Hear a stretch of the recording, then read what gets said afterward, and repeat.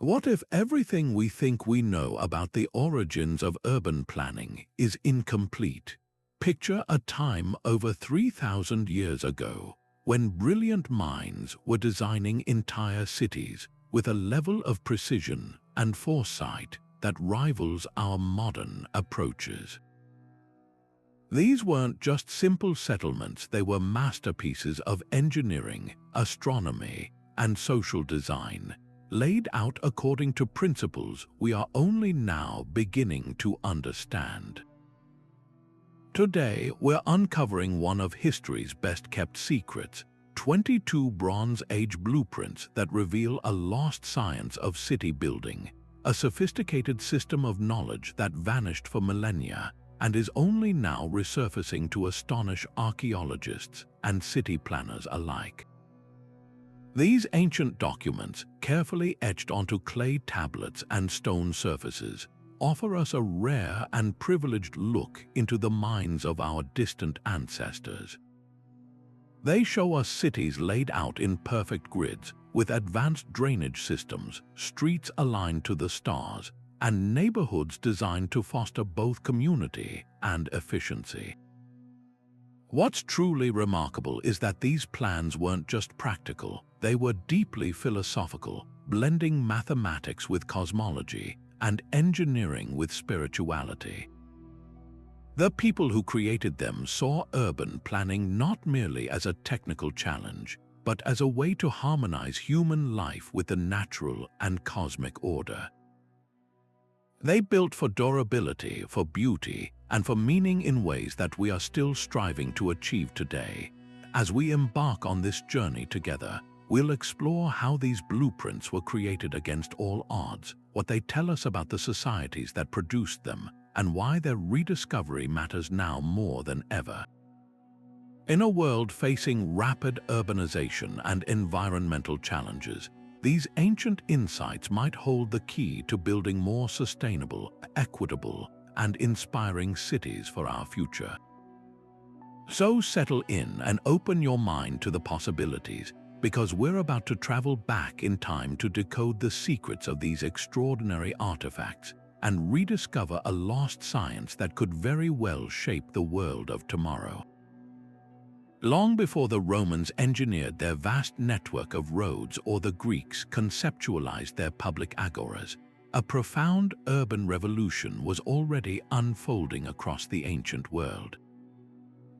This was the Bronze Age, a period stretching from approximately 3,300 to 1200 before the Common Era, when human societies transitioned from scattered villages to intricately planned cities. In the fertile crescents of Mesopotamia, along the mighty Indus River, and across the islands of the Aegean Sea, communities began to organize themselves on a scale never before imagined. These were not haphazard collections of buildings, they were deliberate creations, reflecting a sophisticated understanding of design that balanced human needs with cosmic harmony. The motivation behind these early urban plans extended far beyond mere practicality. For Bronze Age civilizations, the act of city building was a sacred endeavor, a way to manifest divine order on Earth. Streets were frequently aligned with the movements of the sun, moon, and stars, turning entire cities into giant astronomical observatories. The layout of temples, palaces, and public squares often incorporated sacred geometry, precise mathematical ratios believed to hold spiritual power and connect the human realm to the divine. This cosmic blueprint ensured that daily life was continuously oriented within a larger, meaningful universe, blending the mundane with the mystical in a way that modern city planning has largely forgotten. Social structure was another powerful force shaping these ancient designs. The arrangement of neighborhoods, the hierarchy of spaces from public to private, and the very flow of movement through a city were all carefully calibrated to reinforce the social order. In many of these settlements, the most elevated or central area was reserved for temples and palaces, physically underscoring the authority of religious and political leaders.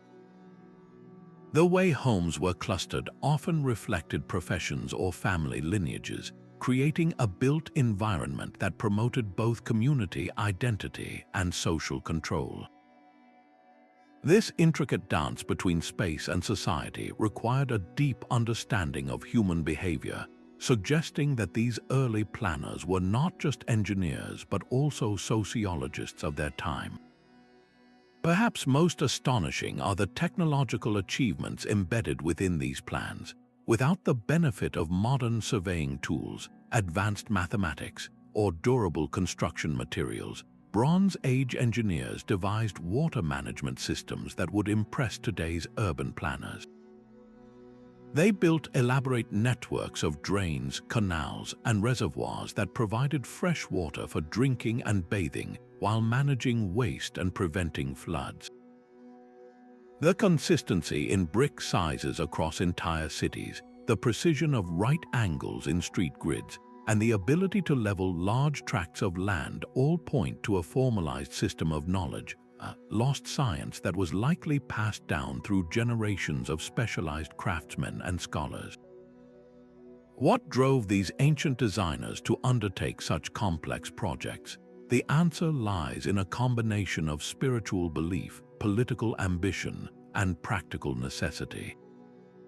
In an era without mechanized tools or digital calculators, achieving such precision required an extraordinary shared vision and a meticulously organized workforce.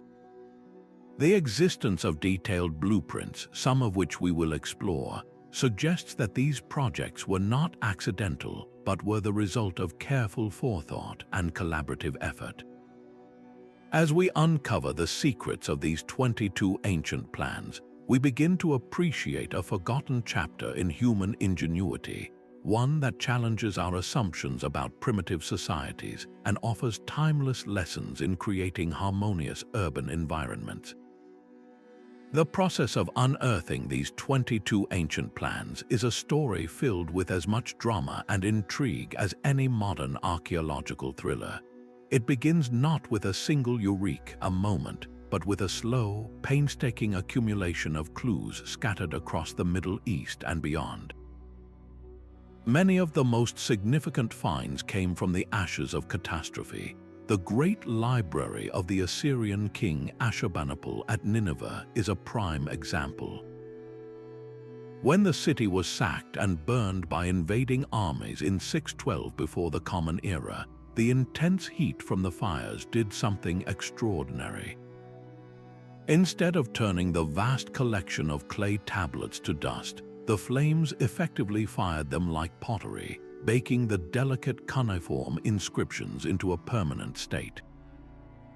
What was meant for destruction became an act of preservation, sealing these ancient records, including intricate city plans, for over 2,500 years.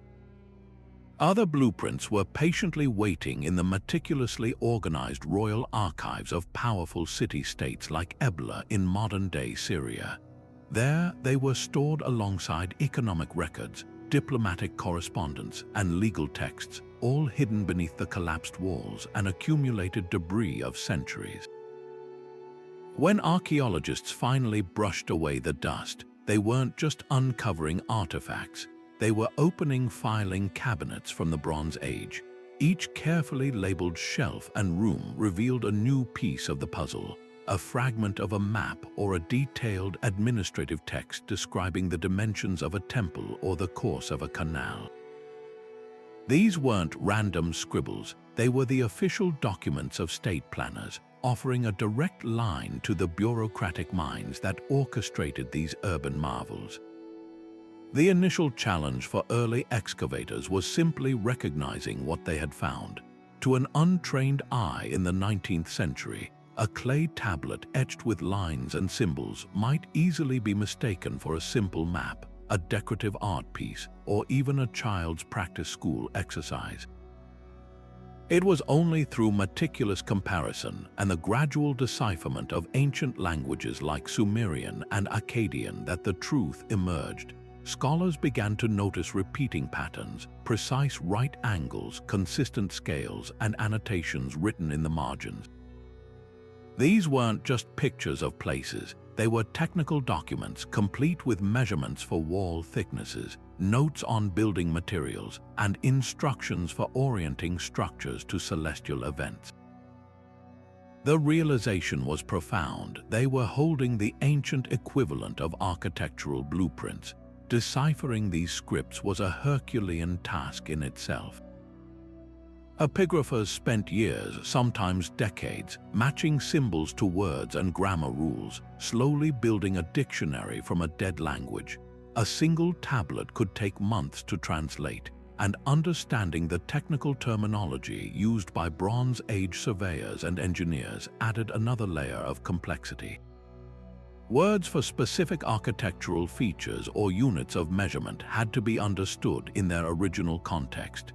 This painstaking work transformed mysterious etchings into coherent instructions, allowing us to finally read the thoughts and calculations of the planners themselves. We moved from simply seeing shapes on clay to understanding the intellectual process behind ancient urban design. As more and more of these plans were translated and compared, a breathtaking pattern began to emerge. Despite the vast geographical distances and cultural differences separating these civilizations from the Indus Valley to the Aegean Sea, their approaches to city planning shared remarkable similarities.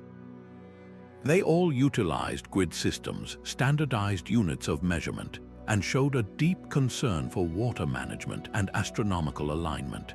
This suggests that the science of urban planning was not independently invented multiple times, but rather that it was a body of knowledge that was shared, traded, and adapted along the extensive trade routes of the Bronze Age world.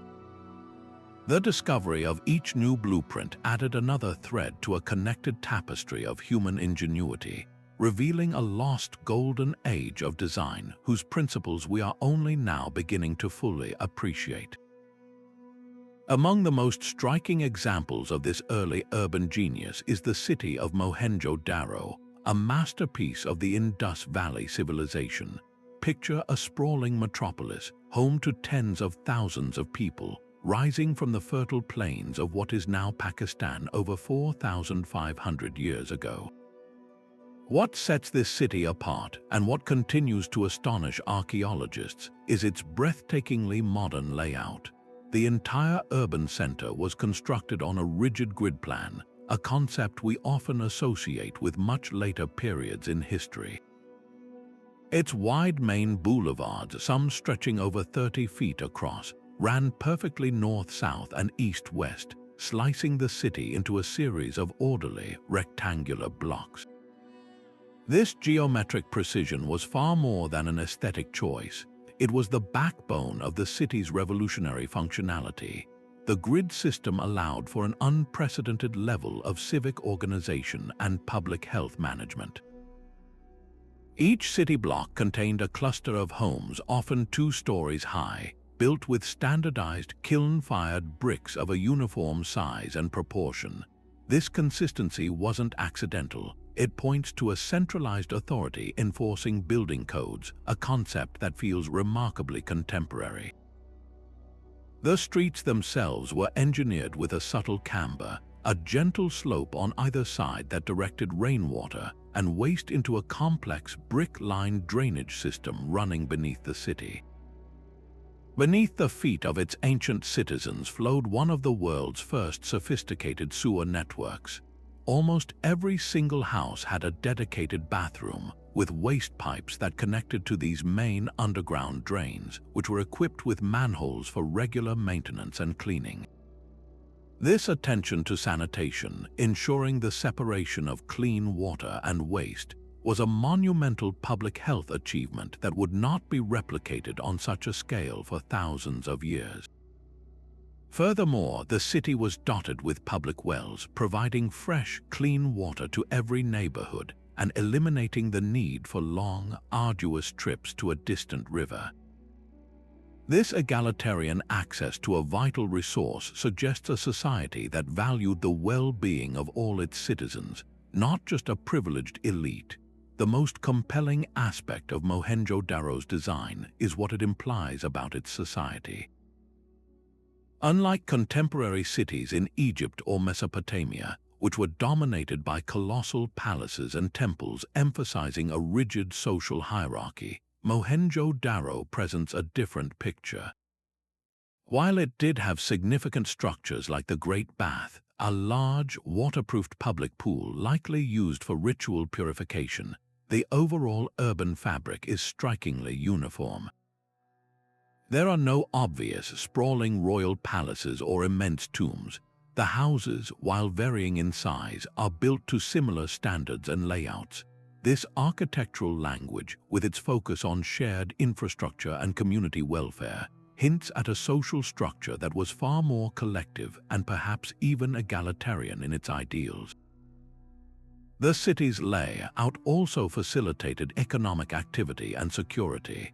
The wide, straight streets allowed for the easy movement of goods and people, fostering trade and commerce. The organized blocks could have made the administration of the city and the collection of taxes more efficient. The very predictability of the grid would have made the city easier to navigate for residents and visitors alike, creating a sense of order and stability. The evidence strongly suggests that Mohenjo-Daro was not a city that grew slowly and organically over centuries, with streets winding around ancient landmarks. Instead, it appears to have been built all at once from the ground up, according to a single grand master plan, a conscious act of creation that required immense coordination, foresight, and a shared vision for urban life. This blueprint stands as a powerful testament to a lost science of planning, one that achieved a harmonious balance between human needs, engineering brilliance, and social equity. While Mohenjo-Daro's grid celebrated a form of urban equality, the blueprint for the Mesopotamian city of presents a strikingly different vision, one where architecture was explicitly designed to enforce a rigid social hierarchy. At the heart of this design stood the ziggurat, an immense stepped pyramid that dominated the skyline, its baked brick facade gleaming under the sun. This structure was far more than a temple. It was the administrative and spiritual nucleus of the entire city, a literal staircase for the gods to descend to earth and for priests to ascend closer to the divine. The city's entire layout was a physical manifestation of this worldview, organized in a series of concentric circles radiating out from this sacred core. The blueprint reveals a clear and intentional social geography. Immediately surrounding the ziggurat's base were the spacious complexes of the high priests and the royal palace, housing the elite who mediated between the people and the gods. Their proximity to the temple was not just a matter of convenience, it was a powerful, constant visual reminder of their privileged status and divine mandate to rule. The next ring out contained the finer homes of wealthy merchants, scribes, and military officials, built with comfortable courtyards. Further still were the cramped, simpler dwellings of the artisans and craftspeople. On the very outskirts, beyond the main defensive walls, lay the quarters for laborers and farmers. Your address in was a direct indicator of your social rank, a concept set in stone and baked brick by the city's planners. This radial design also served a profound spiritual purpose. The main processional streets were engineered to run straight from the city gates directly toward the ziggurat's towering presence. This ensured that any visitor, trader, or returning soldier would have their gaze irresistibly drawn to the center of religious and political power from the moment they entered. During major festivals, these avenues became dynamic pathways for ritual, as statues of deities were paraded through the crowds, visually reinforcing the connection between the everyday life of the streets and the celestial order represented by the temple. The city itself was a machine for manufacturing awe and reinforcing doctrine. Yet, for all its symbolic rigidity, the planners of were also remarkably pragmatic engineers. They understood that a city is a living, growing entity.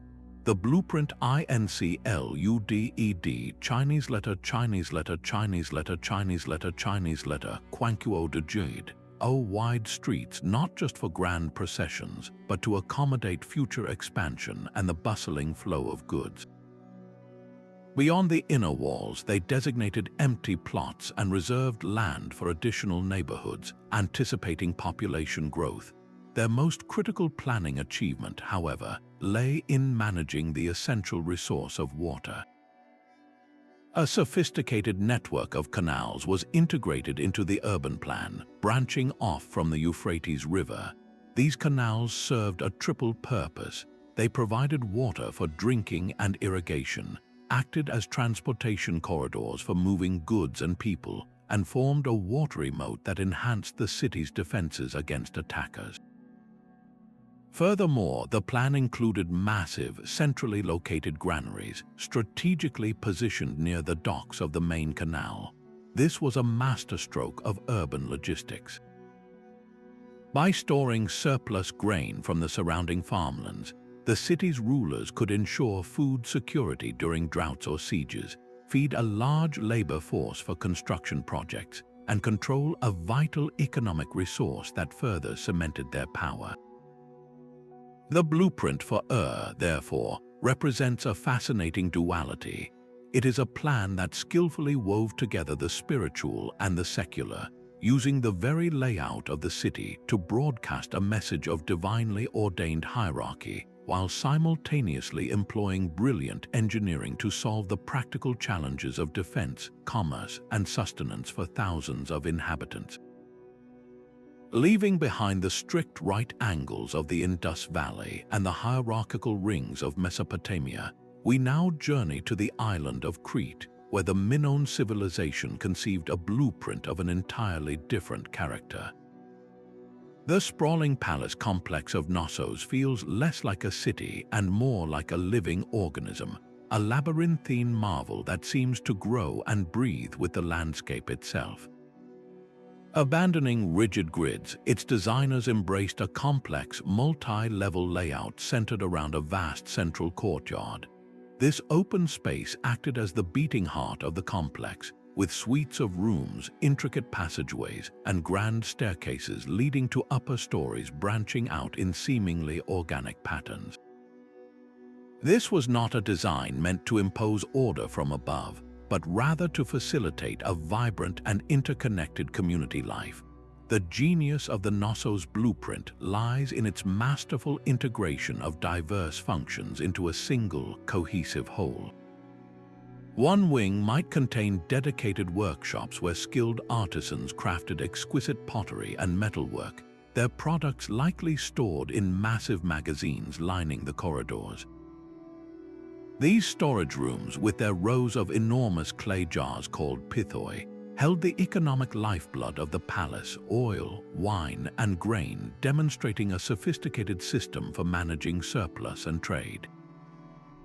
In another section, a complex of rooms served as administrative archives, where clay tablets inscribed with the still undeciphered linear, a script recorded transactions and inventories, proving that bureaucracy and beauty could coexist. Perhaps most impressively, the palace was designed as a profound ceremonial and spiritual center. Specific chambers were clearly designated for religious rituals, featuring fixed altars and symbolic motifs like the iconic double axe and the bull, which adorned the vibrant frescoes covering the walls. The very layout, with its sudden changes in level and direction, may have been intentionally disorienting, creating a sense of mystery and awe for participants in sacred processions. This seamless blending of the industrial, the economic, the administrative, and the sacred suggests a society that viewed all aspects of life as interconnected, each one flowing into the next within the palace's embrace. The Minoans were also hydraulic engineers far ahead of their time. The Knossos blueprint included one of the ancient world's most advanced plumbing systems, a network of terracotta pipes that provided running water and efficient drainage throughout the complex. These interlocking pipes, tapered to create pressure and prevent clogging, carried fresh water from springs miles away into the palace, supplying bathrooms and even early flush toilets. Meanwhile, a separate drainage system efficiently whisked waste away, a testament to a sophisticated understanding of public health and sanitation that would not become common again for over 1,000 years. This overarching design philosophy, one that prized adaptability, aesthetic beauty, and the blending of functionality with artistic expression, created an environment that was both profoundly practical and inspiringly beautiful. Light wells strategically placed throughout the complex illuminated interior rooms, while colorful frescoes depicting dolphins, griffins, and processional figures brought the walls to life. The Knossos blueprint was not about displaying raw power through monumentality, but about crafting a sophisticated, comfortable, and stimulating environment for its inhabitants. This revolutionary approach to integrated design would echo through the ages, profoundly influencing the architecture of later Aegean cultures and laying a crucial foundation for the classical Greek world that followed, leaving a legacy of elegance and innovation etched in stone and clay. If the labyrinthine design of Knossos spoke of ceremony and commerce, the blueprint for Mycenae tells a story written in stone about power, paranoia, and the ever-present threat of war. Perched high on a rocky outcrop in the Peloponnese, this was not a city designed for open exchange or spiritual contemplation. It was engineered from the ground up as an impregnable fortress, a statement of dominance carved into the very landscape.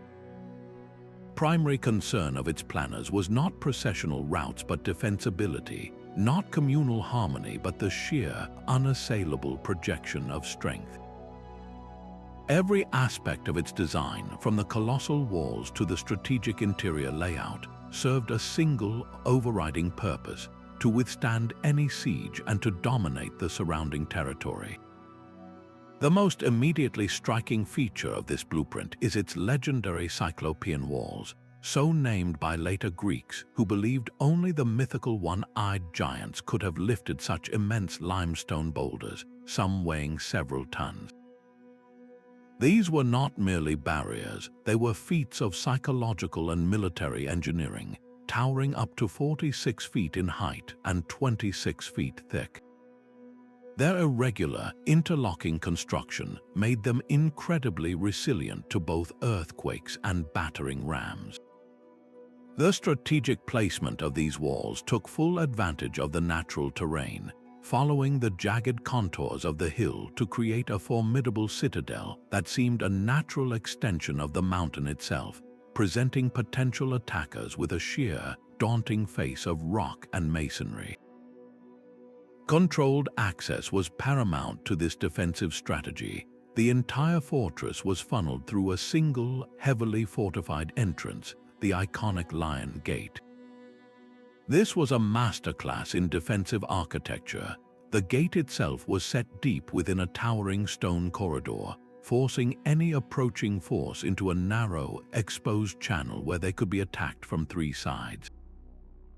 Above the massive lintel, the famous relief sculpture of two lionesses flanking a Minoan-style column served a dual purpose. While it was certainly a symbol of royal power, an emblem of the ruling house of Atreus, it was also a calculated piece of psychological warfare. For any visitor or would-be attacker, the message was unmistakable. This was a place guarded by primal, terrifying strength, a realm where the ruling dynasty commanded forces both natural and supernatural.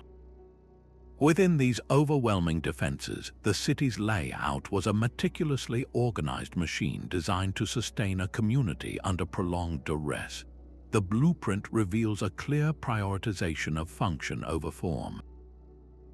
Tightly packed residential quarters for the elite and their retinues clustered near the summit, ensuring the most important inhabitants were the most protected. Crucially, the plan included vast subterranean storage magazines cut deep into the bedrock. These cool, dark chambers were designed to hold enormous reserves of grain, oil, and water, enough to outlast a siege that could last for months or even years. Furthermore, the presence of dedicated workshops within the walls indicates a capacity for sustained military production. Artisans could repair armor, forge new weapons, and craft projectiles without ever needing to venture outside the security of the citadel. This unwavering focus on defense was not born from abstract anxiety, but was a direct reflection of the violently competitive and unstable world of the late Bronze Age Aegean. Mycenae existed in a landscape of rival palatial states, each vying for control of resources and trade routes. Marauding bands, internal rebellions, and the constant threat of invasion from the sea meant that survival depended on the ability to retreat behind impregnable walls. The blueprint for Mycenae, therefore, is a powerful archaeological testament to a society perpetually on a war footing. It represents the ultimate expression of a fortress mentality, where every architectural decision, from the quarrying of a single stone to the placement of a granary, was made in the service of security, creating a powerful, intimidating, and ultimately enduring stronghold. From the fortified heights of Mycenae, we now travel east to the banks of the mighty Euphrates River, where the city of Mari presents a completely different urban philosophy, one not of defensive isolation but of fluid connection. The blueprint for Mari reveals a metropolis masterfully engineered to live in harmony with its greatest resource, water. This was not a city that simply happened to be near a river. It was a city consciously and intricately woven around a vast, human-made aquatic network. Canals were the lifeblood of Mari, and its planners treated them not as mere utilities but as the central arteries that dictated the flow of everything: commerce, daily life, and even defense. The entire urban form was a direct response to the hydraulic landscape, creating a dynamic and integrated canal city.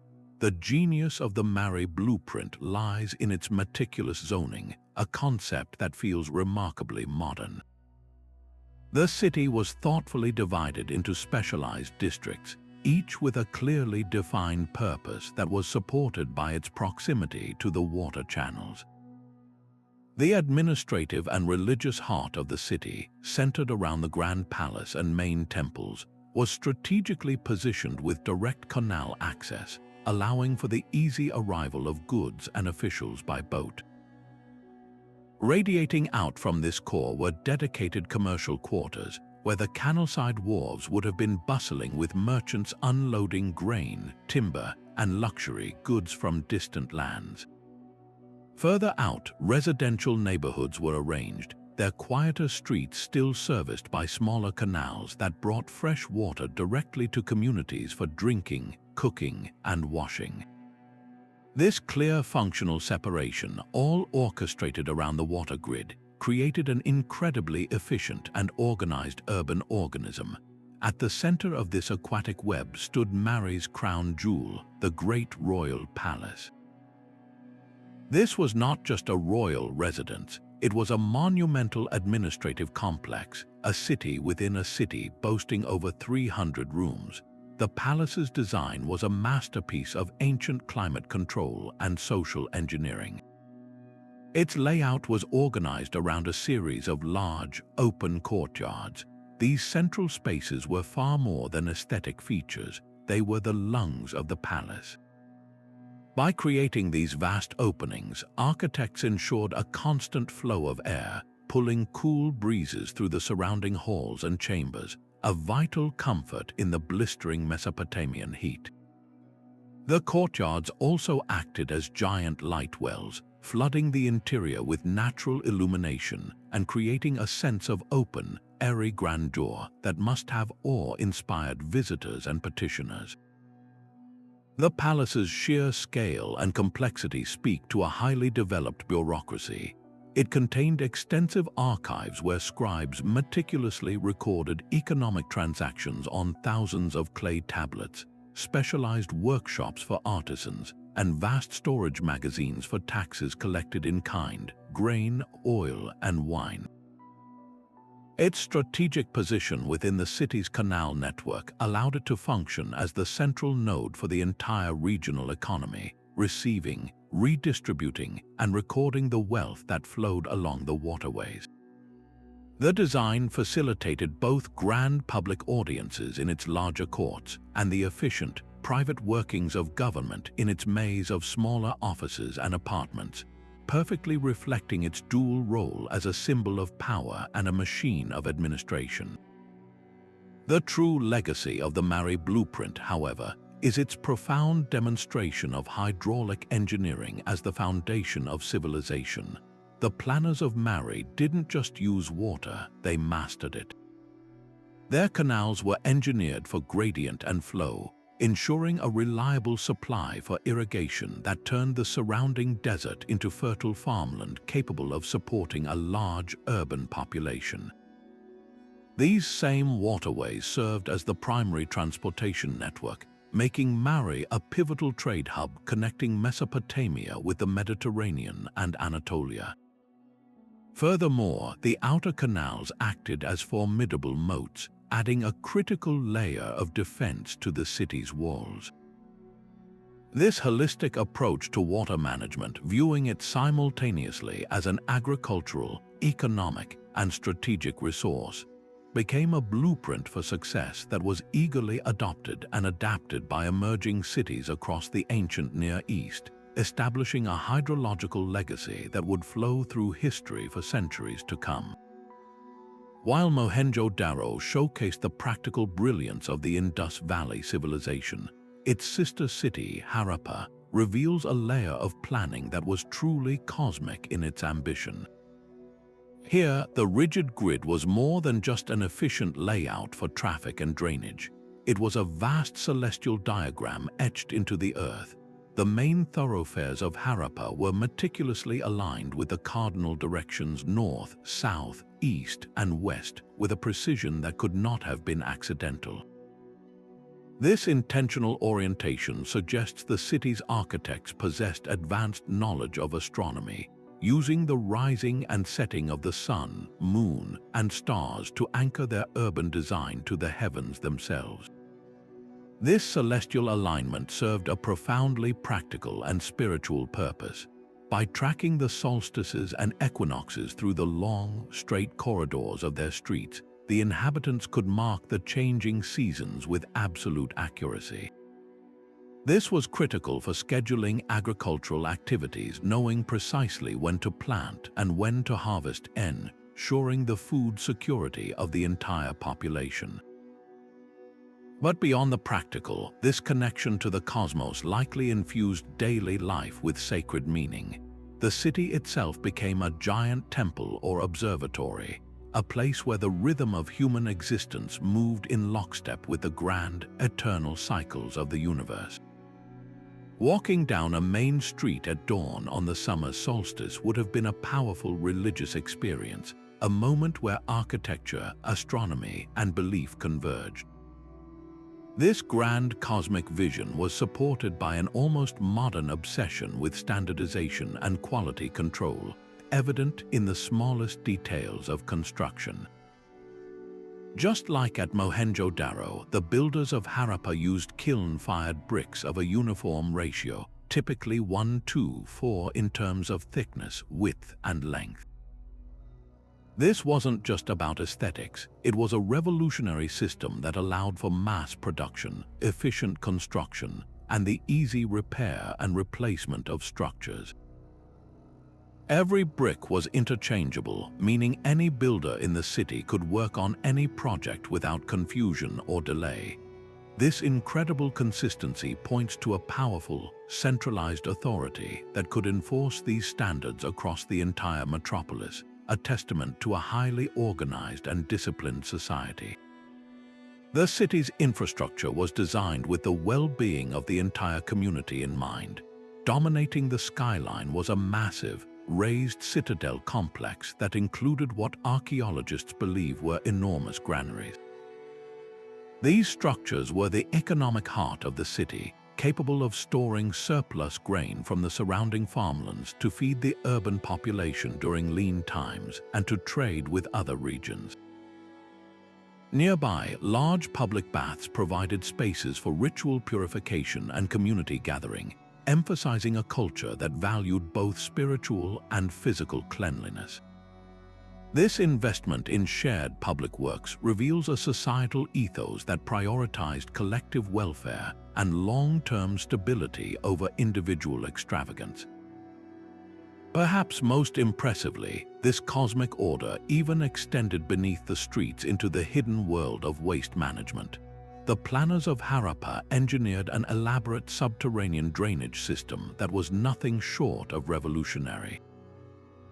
Individual homes were equipped with brick-lined chutes that funneled wastewater and sewage from bathrooms directly into covered drains running beneath the main streets. These drains were designed with slopes for gravity-fed flow and featured periodic sumps and manholes for maintenance and cleaning, preventing blockages. This sophisticated network ensured that waste was efficiently removed from living areas, drastically reducing the risk of disease and creating a remarkably sanitary environment for a Bronze Age city.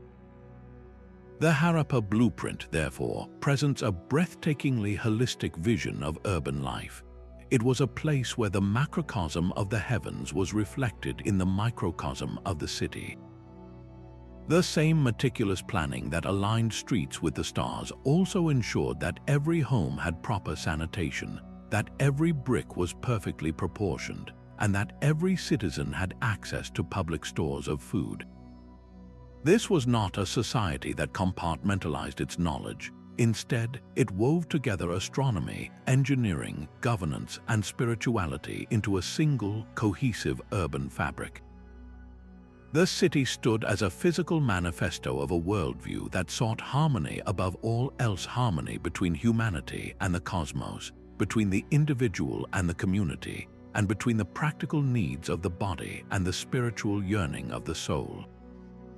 From the hydraulic mastery of Mary, we now set sail for the Aegean Sea, arriving at the volcanic island of Thera and the stunning harbor town of Akrotiri. This Minoan settlement offers a blueprint of a different kind, not just for living, but for thriving in one of the most geologically unstable regions on Earth. Buried under meters of volcanic ash around 1600 before the Common Era, Akrotiri was frozen in time, providing archaeologists with an almost perfect snapshot of a sophisticated Bronze Age port in its prime.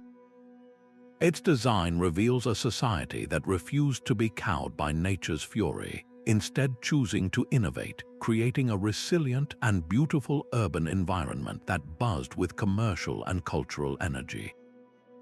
The first thing that strikes you about Akrotiri's plan is its undeniable modernity. This was a town of multi-story complexes, some reaching 3 stories high, lining paved streets and spacious public squares. Unlike the labyrinthine palace of Knossos, Akrotiri's layout feels more open and organized for public life, with wide thoroughfares that clearly facilitated the constant flow of people and goods.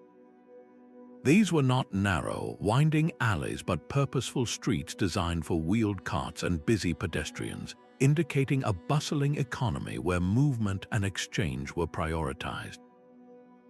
The entire urban fabric was woven together with an elaborate, island-wide drainage system, with clay pipes running beneath the streets and inside walls to manage rainwater and waste, showcasing a deep commitment to public hygiene and urban management. What truly sets Akrotiri apart and speaks volumes about its values is the pervasive presence of art. The interiors of homes and buildings were not merely functional spaces, they were canvases. Walls were adorned with breathtaking frescoes of such vibrancy and sophistication they rival later classical art. These weren't just decorative touches for the elite. They have been found in numerous buildings, suggesting a broader civic appreciation for beauty. Imagine walking down these paved streets, past buildings painted with elaborate scenes of saffron-gathering monkeys, flotillas of ships, antelopes gracefully leaping, and detailed landscapes. This integration of art into daily life reveals a culture where aesthetic pleasure was considered a necessity, an essential ingredient of a well-lived urban existence. But the most brilliant aspect of Akrotiri's blueprint is its ingenious response to a constant, looming threat: earthquakes. The entire island is a volcanic caldera, and the Minoan engineers who designed this city were acutely aware of the ground's instability. They didn't just build, they engineered for resilience. Their primary innovation was the use of ashlar masonry, carefully cut, rectangular blocks of stone for the lower sections of walls and for framing doors and windows. This created a strong, rigid skeleton for the buildings. The upper stories, however, were constructed with rubble and timber frames, a more flexible material that could absorb and sway with seismic shocks without catastrophically collapsing. This combination of rigid and flexible building techniques is a principle still used in earthquake-prone areas today, a testament to their advanced structural understanding. This focus on disaster preparedness extended beyond individual buildings. The town's infrastructure was also designed with resilience in mind. The sophisticated drainage system would have been crucial after a tremor to manage potential water main breaks or flooding. The open squares provided safe, uncluttered gathering points for people in the immediate aftermath of a quake. The wide streets reduced the risk of debris completely blocking escape routes or aid. Every element of the plan suggests a community that lived with a calculated awareness of danger, choosing to mitigate it through brilliant engineering and thoughtful urban design rather than succumb to fear. Ultimately, the Akrotiri blueprint presents a powerful model of a coastal city engineered for prosperity and resilience. It was a vibrant hub where international trade, facilitated by its protected harbor, brought wealth and cultural influences from across the Mediterranean. This economic activity funded not only its robust infrastructure but also its rich artistic life. The city's tragic end, preserved by the very eruption that destroyed it, gives us an unparalleled window into this achievement. Akrotiri stands as a poignant reminder of human ingenuity, a community that built a life of beauty and commerce not in spite of the dangers it faced, but by consciously and creatively designing around them, creating a legacy of resilience etched in volcanic ash. While Mycenae built for war and Akrotiri for trade, the ancient Sumerian city of Nippur presents a blueprint of an entirely different ambition: to design the perfect dwelling place for a god. This was not merely a city that contained a temple. Nippur was a temple, a vast urban machine engineered for a single, sacred purpose. At its heart lay the Ekka, the temple complex dedicated to Enlil, the supreme deity of the Sumerian pantheon. The entire city was conceived as an extension of this holy ground, a physical domain where the divine and the human realms could intersect. The planners of Nippur weren't just arranging buildings, they were orchestrating a continuous, city-wide ritual, using architecture to choreograph the spiritual life of every inhabitant and pilgrim. This sacred purpose dictated a radical division of space, creating a clear hierarchy between the holy and the mundane. The city was meticulously zoned into concentric rings of sanctity. The innermost sanctum was the temple precinct itself, a walled compound accessible only to the high priests and priestesses who served Enlil. Radiating outward from this core were the sacred zones, featuring smaller shrines to lesser deities, administrative buildings for the temple's vast estates, and the homes of the religious elite.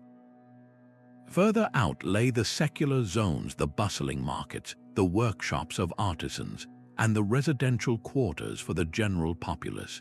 Your proximity to the temple's center was a direct measure of your spiritual status, a daily, visible reminder of your place in the cosmic order.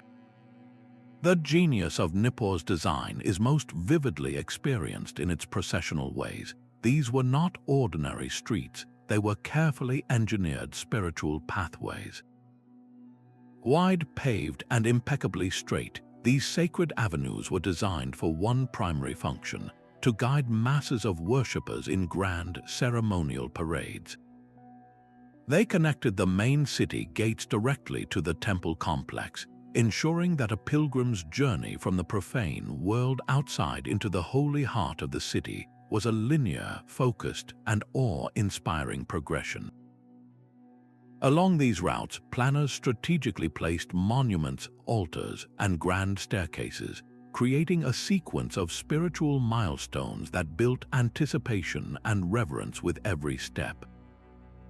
Moving through Nippur was designed to feel like moving through a story, a physical narrative of faith. This orchestrated movement was supported by a sophisticated infrastructure that sustained the city's spiritual economy.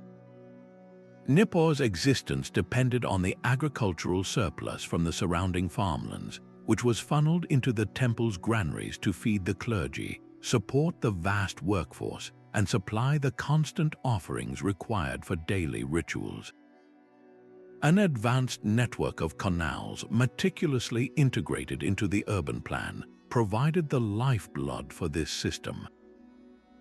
These waterways did more than just irrigate crops. They transported the offerings and goods that fueled the temple's economy, and they also served symbolic purposes, perhaps representing the primordial waters of creation in Sumerian mythology, further blurring the line between practical utility and sacred symbolism. Perhaps the most intellectually stunning aspect of Nippur's blueprint is its celestial mathematics. The city's planners were master astronomers and mathematicians. They did not simply point their main temple in a general direction.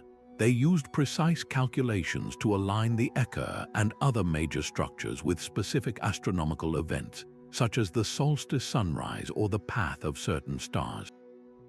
This celestial engineering meant that on these holy days, the sun's rays would penetrate certain gateways or illuminate specific altars at exactly the right moment, creating a breathtaking display of divine alignment. This wasn't magic, it was a sophisticated application of geometry and observational science, a way to hardwire the cycles of the universe into the very fabric of the city, proving that the will of the gods was manifest in the predictable, mathematical order of the cosmos. The Nippur blueprint, therefore, stands as a monumental achievement in intentional urban design. It represents a society that viewed city building as the highest form of devotion, a way to create a permanent, earthly anchor for divine power. Every element, from the broadest zoning law to the specific angle of a wall, was subservient to this goal. It fostered an environment of ultimate community cohesion, unified by a shared purpose and a shared landscape of belief. In Nippur, you didn't just go to church, you lived inside it, your daily life perpetually oriented towards the sacred, a powerful testament to the human desire to build heaven on earth. Moving from the sacred geometry of Nippur, we arrive at the ancient Syrian city of Ebla, a powerhouse whose blueprint reveals a different kind of divinity, the meticulous, almost divine order of bureaucracy. Ebla was conceived not primarily as a fortress or a temple, but as the ultimate administrative machine, a nerve center for governing a vast and wealthy kingdom. At the heart of this design stood the royal palace, an architectural behemoth that was far more than a royal residence. It was a colossal filing cabinet, a corporate headquarters, and a diplomatic summit venue all rolled into one. Its most famous feature was the state archives, rooms filled with thousands upon thousands of clay tablets, carefully shelved and catalogued. These weren't just random records, they were the legal and economic DNA of an empire, detailing intricate trade agreements with distant powers like Egypt and Mesopotamia, complex legal codes that governed everything from property disputes to marriage contracts, and remarkably detailed urban regulations that dictated building standards and public behavior. This was a city run by data, its power derived from information as much as from military might. This administrative genius was physically woven into the very fabric of the city's layout through a policy of deliberate economic zoning.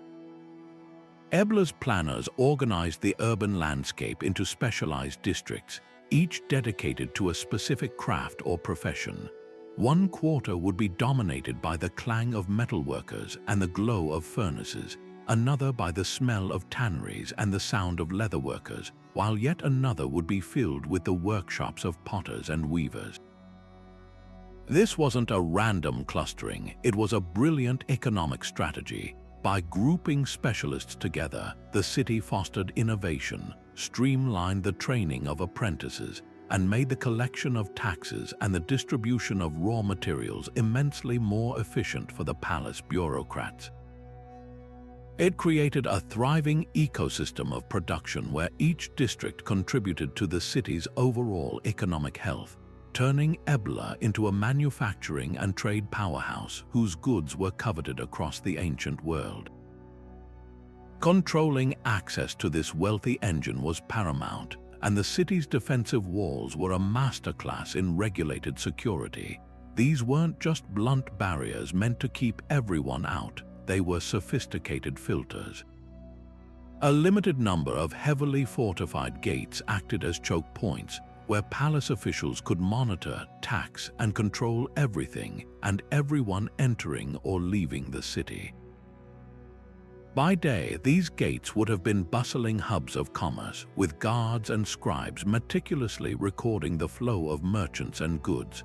By night, they could be sealed, transforming the entire city into a secure vault. This system allowed Ebla to engage safely with the wider world, reaping the benefits of international trade while meticulously managing the risks that came with it. Within these secure walls, the planners integrated vital public spaces that served as the lungs and living rooms of the city.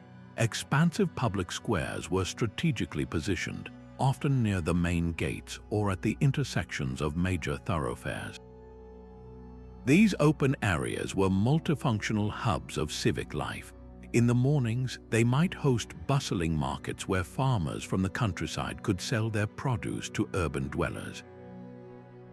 In the afternoons, they could transform into spaces for public gatherings, where royal heralds might make announcements or where citizens could meet and discuss community affairs.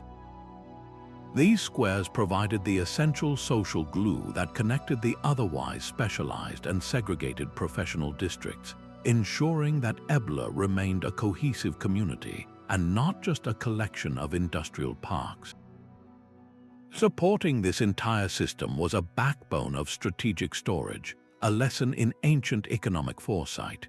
The palace complex included massive, magazine-style storage rooms designed to hold enormous quantities of essential goods, notably olive oil and wine, which were staples of the economy, diet, and trade. These reserves were a powerful tool of statecraft. In times of plenty, the palace could purchase and store surplus, stabilizing prices for its citizens. During a drought or a siege, these reserves could be used to feed the population, averting famine and maintaining social order. This ability to manage scarcity and abundance gave the rulers of Ebla tremendous economic control and resilience, allowing them to weather crises that would have toppled less organized states. One of the most subtle yet astonishing features of Ebla's blueprint points to a sophisticated understanding of social engineering and even early acoustics. Certain large courtyards and public spaces adjacent to the palace were designed with peculiar acoustic properties. The placement of walls, the angles of corners, and the materials used in paving seem to have been intentionally arranged to amplify sound and carry the human voice clearly across large crowds. This suggests that these spaces were designed for the ruler or his officials to address the populace directly, to make proclamations, or to preside over public ceremonies. It was ancient crowd control through architecture, ensuring that a leader's words could be heard by hundreds without the need for shouting, creating a direct, powerful, and controlled line of communication between the government and the governed, a physical manifestation of the administrative control that defined this remarkable city. While the grand ceremonial centers and bustling trade hubs of the Bronze Age capture our imagination, the ancient Egyptian town of Kahun presents a blueprint of an entirely different, yet equally brilliant kind. This was not a city for gods or kings, but a meticulously planned community built with a single, pragmatic purpose: to house and manage the army of laborers constructing the pyramid of Pharaoh Senusret II. Its design stands as one of history's first and most revealing examples of a state-sponsored company town, an engineered environment where every street, wall, and building was calculated to maximize efficiency, maintain control, and ensure the smooth operation of one of the ancient world's most massive construction projects. The layout of Kahun is a study in organized simplicity and social stratification. The town was constructed as a perfect rectangle, a rigid grid of straight, narrow streets running at right angles to each other. Within this orderly framework, the planners erected row upon row of nearly identical, small, rectangular houses. This cookie-cutter approach was not born from a lack of creativity, but from a desire for speed and standardization. Using a limited set of pre-designed plans and standardized mud bricks, construction crews could build these dwellings quickly and efficiently, allowing the entire town to be erected almost as fast as the pyramid itself began to rise on the horizon. This uniformity made the settlement incredibly easy to navigate for its inhabitants and, crucially, incredibly easy to monitor for the overseers tasked with managing the workforce. Control was the central principle woven into the very fabric of Kahun's design. A massive, thick wall physically divided the town into two distinct and unequal sections. One larger area contained the cramped, repetitive homes of the common laborers and artisans. The other, more privileged section featured significantly larger and more comfortable villas for the overseers, scribes, and officials. This physical barrier was a constant, stark reminder of the social hierarchy, strictly regulating movement and interaction between the classes. The main streets were deliberately wide enough to allow for the easy passage of patrols, while the narrow alleys between housing blocks created natural choke points. This layout granted authorities a panoptic view of the community, making it difficult for any potential unrest or unauthorized activity to go unnoticed. The town itself was a tool for social management, ensuring that the vast workforce remained productive, orderly, and contained. Yet, for all its emphasis on control, the Kahun blueprint also reveals a surprising degree of state concern for the basic welfare of its inhabitants. The planners understood that a healthy, reasonably content workforce was a productive one. Scattered throughout the grid were essential amenities that turned Kahun from a mere labor camp into a functioning, self-sufficient town. Archaeologists have uncovered evidence of centralized bakeries capable of producing bread on an industrial scale to feed thousands of workers, as well as breweries providing the beer that was a dietary staple in ancient Egypt. Perhaps most tellingly, the plan included a designated cemetery, acknowledging the reality of mortality and providing a place for ritual burial. This provision for life's beginning, daily sustenance, and final rest indicates a long-term vision for the community, recognizing that the pyramid project would span decades and require a stable, multi-generational workforce. The entire operation was a breathtaking logistical feat. The town's location was strategically chosen for its proximity to the pyramid site, the Nile River for transport, and the quarries that provided its stone. The standardized housing allowed for the precise allocation of space and resources. Overseers could easily calculate rations based on the number of identical dwellings, and scribes could efficiently manage the complex administration of feeding, housing, and assigning tasks to a population numbering in the thousands. Kahun was a machine for building, and its human inhabitants were the cogs that were housed, maintained, and organized with meticulous precision to keep the great project moving forward. The legacy of Kahun's practical, efficient blueprint is profound. It established a model for large-scale workforce management that would be echoed throughout history. We see its principles reflected in the planned towns built around medieval castles, in the company towns of the Industrial Revolution, and even in the temporary worker settlements constructed for major modern infrastructure projects. The Kahun blueprint teaches us that ancient urban planning was not solely about creating beautiful, sacred, or wealthy cities. It was also a powerful instrument of state power and economic production. It demonstrates how architecture and layout could be deployed to solve the immense human challenge of coordinating colossal labor forces, proving that the science of urban design could be applied to the most pragmatic of problems, turning chaos into order and a disparate group of workers into a disciplined, productive engine of creation. If the rigid, controlled grid of Kahun represented a closed system focused on internal order, the coastal city of Ugarit presents the complete opposite, a brilliant blueprint for an open, bustling, and wildly cosmopolitan gateway to the world. Located on the Mediterranean coast of what is now Syria, Ugarit was not designed for defense or divine worship as its primary purpose. It was engineered from the ground up to be the ultimate engine of international commerce. Its entire layout was a physical manifestation of a simple, powerful idea: to make the exchange of goods and ideas as efficient, profitable, and inviting as possible. This was a city that didn't just have trade, it was built of trade, its very stones arranged to welcome the world.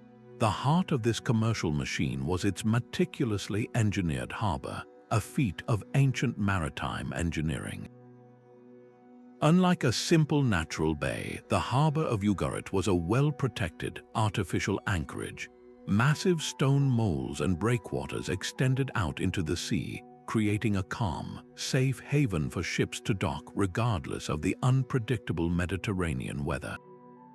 This was a critical advantage, ensuring that the vital flow of commerce would not be interrupted by seasonal storms.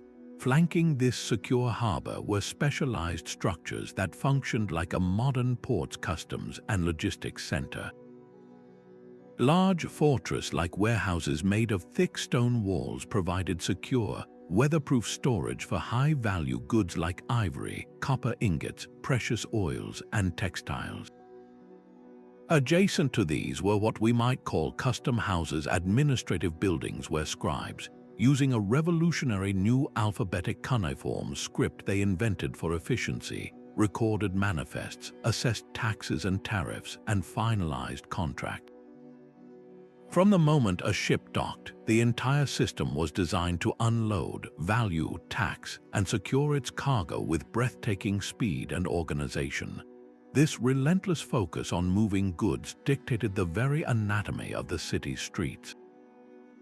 Ugarit's planners abandoned the narrow, winding alleys common in other Bronze Age towns in favor of a network of wide, sturdy avenues.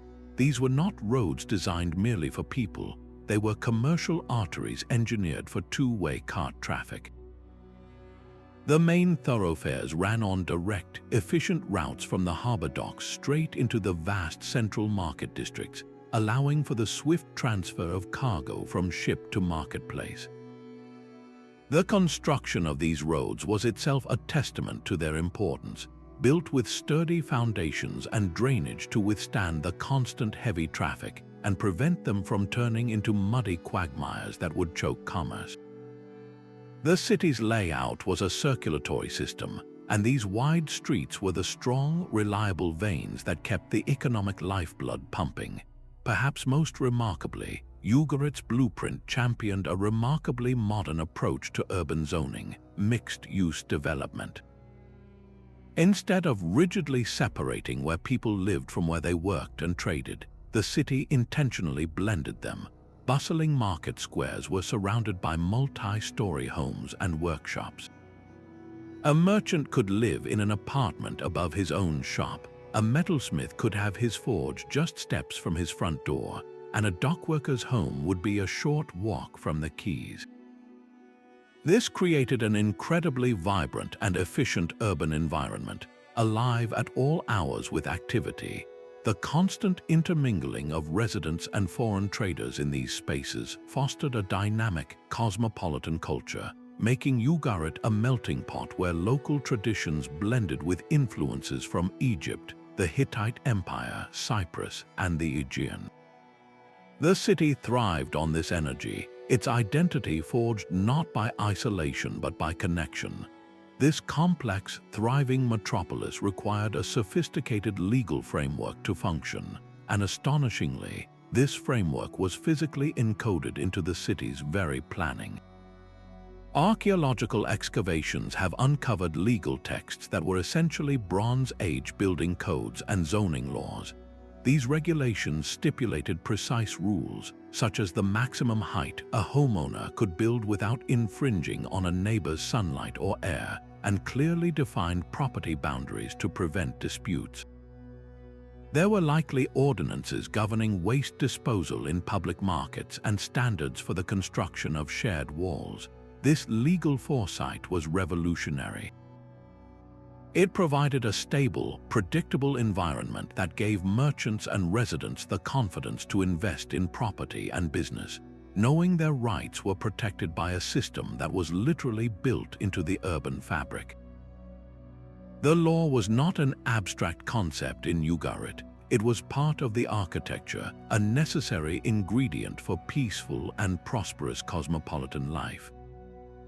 Ultimately, the genius of the Ugarit blueprint was its holistic understanding that commerce is more than just the exchange of goods. It is the exchange of culture, language, and innovation. By designing a city that was so perfectly optimized for trade, its planners also built a powerhouse of ideas. Its advanced alphabetic script, developed to keep up with the frantic pace of business, would influence writing systems for centuries. Its legal concepts provided a model for urban governance. The constant influx of people and products from across the known world made Ugarit a vibrant laboratory of the Mediterranean, a place where practicality and cosmopolitan culture fused to create one of the most dynamic and forward-thinking cities of the ancient world. Leaving behind the dense, bustling streets of coastal trade hubs and planned worker towns, we now journey to the windswept Salisbury Plain in Britain, where an entirely different kind of blueprint unfolds, one not of urban density, but of vast, open-air sacred geography. The ceremonial complex centered around Stonehenge challenges our very definition of urban planning, proving that the principles of intentional design could be applied not just to cities, but to entire landscapes. This was not a place for dwelling, but for gathering. Its architecture was not built of brick and mortar, but of earth, stone, and the horizon itself. The planners here were less concerned with housing bodies than with orienting souls, crafting a colossal stage for rituals that connected the community to the cosmos. The genius of this plan lies in its breathtaking scale and its intricate choreography of movement. Rather than a single, isolated monument, Stonehenge was the dramatic heart of a much larger ceremonial canvas. This master plan incorporated a network of processional avenues, the most famous being the Stonehenge Avenue, a long, parallel earthwork corridor connecting the monument to the River Avon. This was not merely a path, it was a prescribed route for ritual parades. Imagine the spectacle. During the solstice, a procession of hundreds, perhaps thousands, would move along this avenue, their journey from the river, a symbol of life and journey, toward the stone circle, building anticipation with every step. The entire landscape was engineered to frame this experience, with carefully placed burial mounds or barrows lining the horizons. These were not random graves. They acted as silent sentinels and spiritual landmarks, anchoring the living to their ancestors and turning the entire area into a vast, open-air temple. This design demonstrates a profound and sophisticated understanding of astronomy, transforming the landscape into a permanent celestial calendar.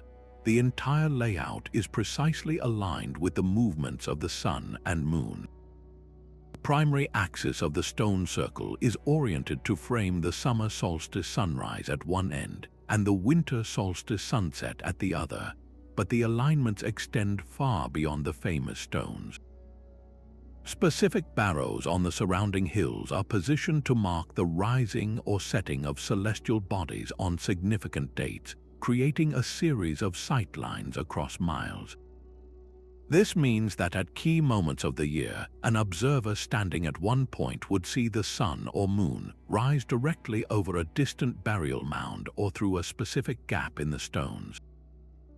This wasn't just observation. It was a form of celestial engineering, hardwiring the cycles of the universe into the very topography, allowing the people to predict the changing seasons with pinpoint accuracy for planting, harvesting, and holding their most important ceremonies. Perhaps the most revolutionary aspect of this blueprint is its seamless integration with nature. Unlike the Mesopotamian or Indus Valley planners who sought to impose a geometric order upon the land, the architects of the Stonehenge landscape worked with the existing environment. They used natural features as active components of their design. The River Avon was incorporated as a spiritual and practical pathway. Rolling hills were used to create dramatic reveals, hiding the stone circle from view until the very last moment of a processional approach, amplifying its impact. The planners understood the dramatic power of the local topography, using the natural slopes as amphitheaters for gatherings, ensuring that even those at the back of a crowd could witness the rituals at the center. This created a sacred geography that felt both divinely ordained and naturally emergent, a place where the boundary between the human-made and the natural world dissolved entirely. The layout was meticulously zoned for different ceremonial functions. Much like a city has distinct districts, the immediate area around the Great Stone Circle was likely the most sacred precinct, reserved for the highest priests and the most crucial rituals. The wider avenues and open fields surrounding it could have accommodated the vast majority of participants, the general populace who traveled from across Britain to witness the events.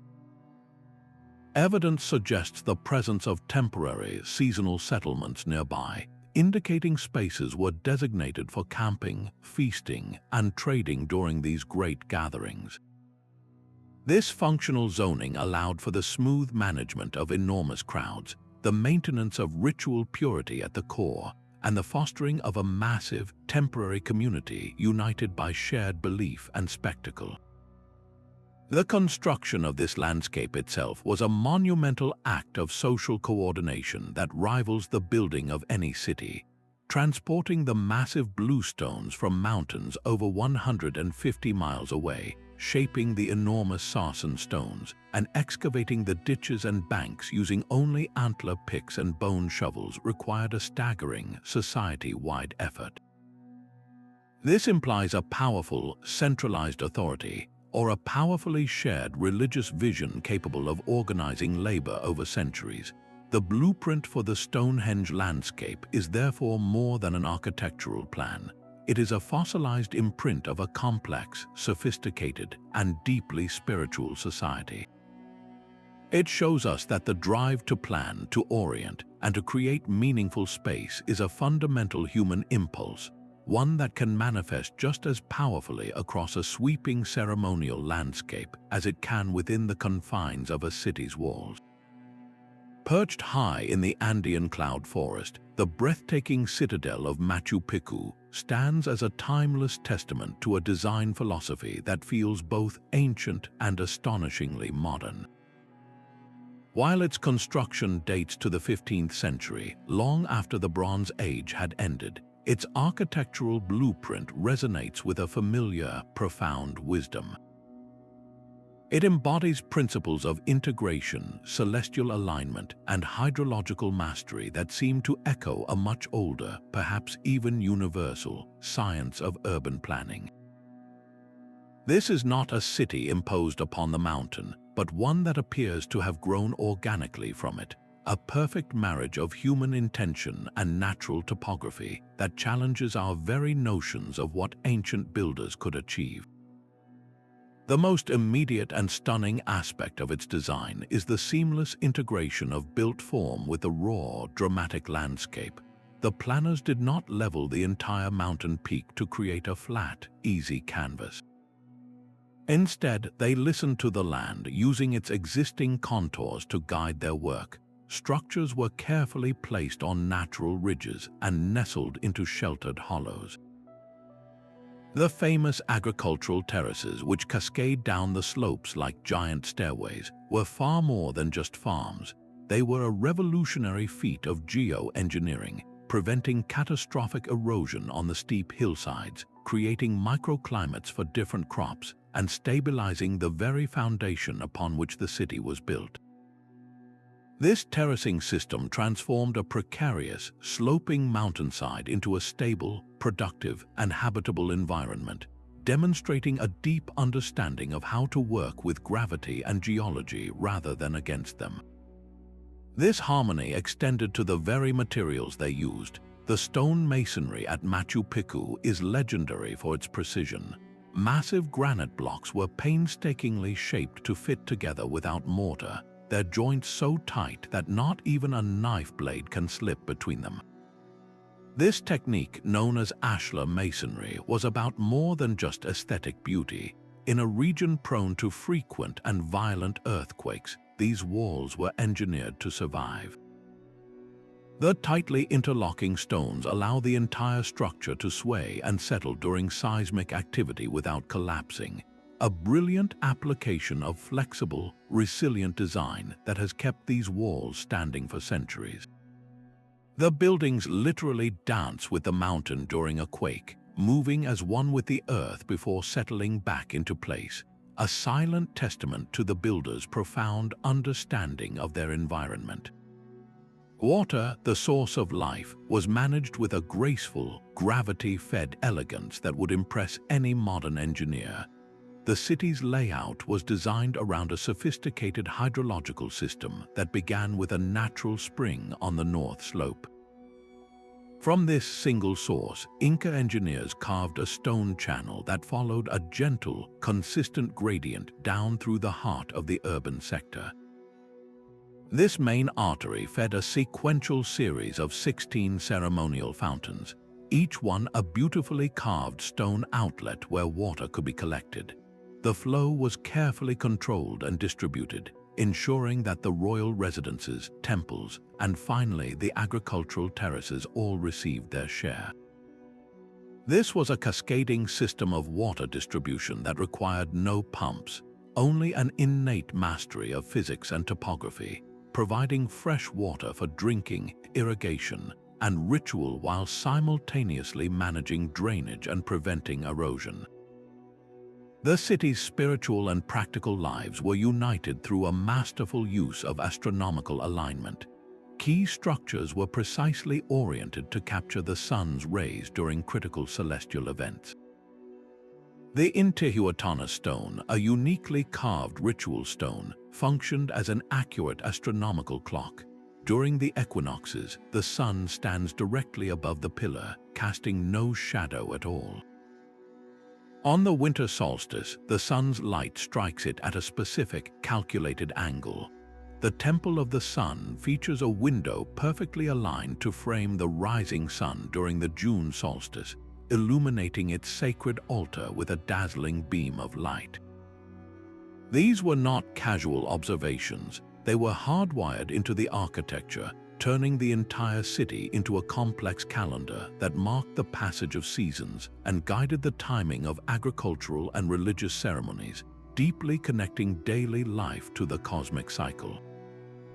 The movement through this vertical city was choreographed by an intricate network of stairways and pathways that connected its various sectors. Unlike the flat, grid-based cities of the plains, Machu Picchu was a three-dimensional urban experience. Hundreds of stone steps, often carved directly from the mountain bedrock, link the agricultural, residential, and religious zones. This vertical circulation forced a certain pace and perspective upon its inhabitants, creating a journey of ascent and descent that reinforced the separation between sacred and secular spaces. The climb to the summit lookout, or the descent to the tranquil temple of the Condor, was a physical ritual in itself, a constant reminder of one's place within both the social and the natural hierarchy of the mountain.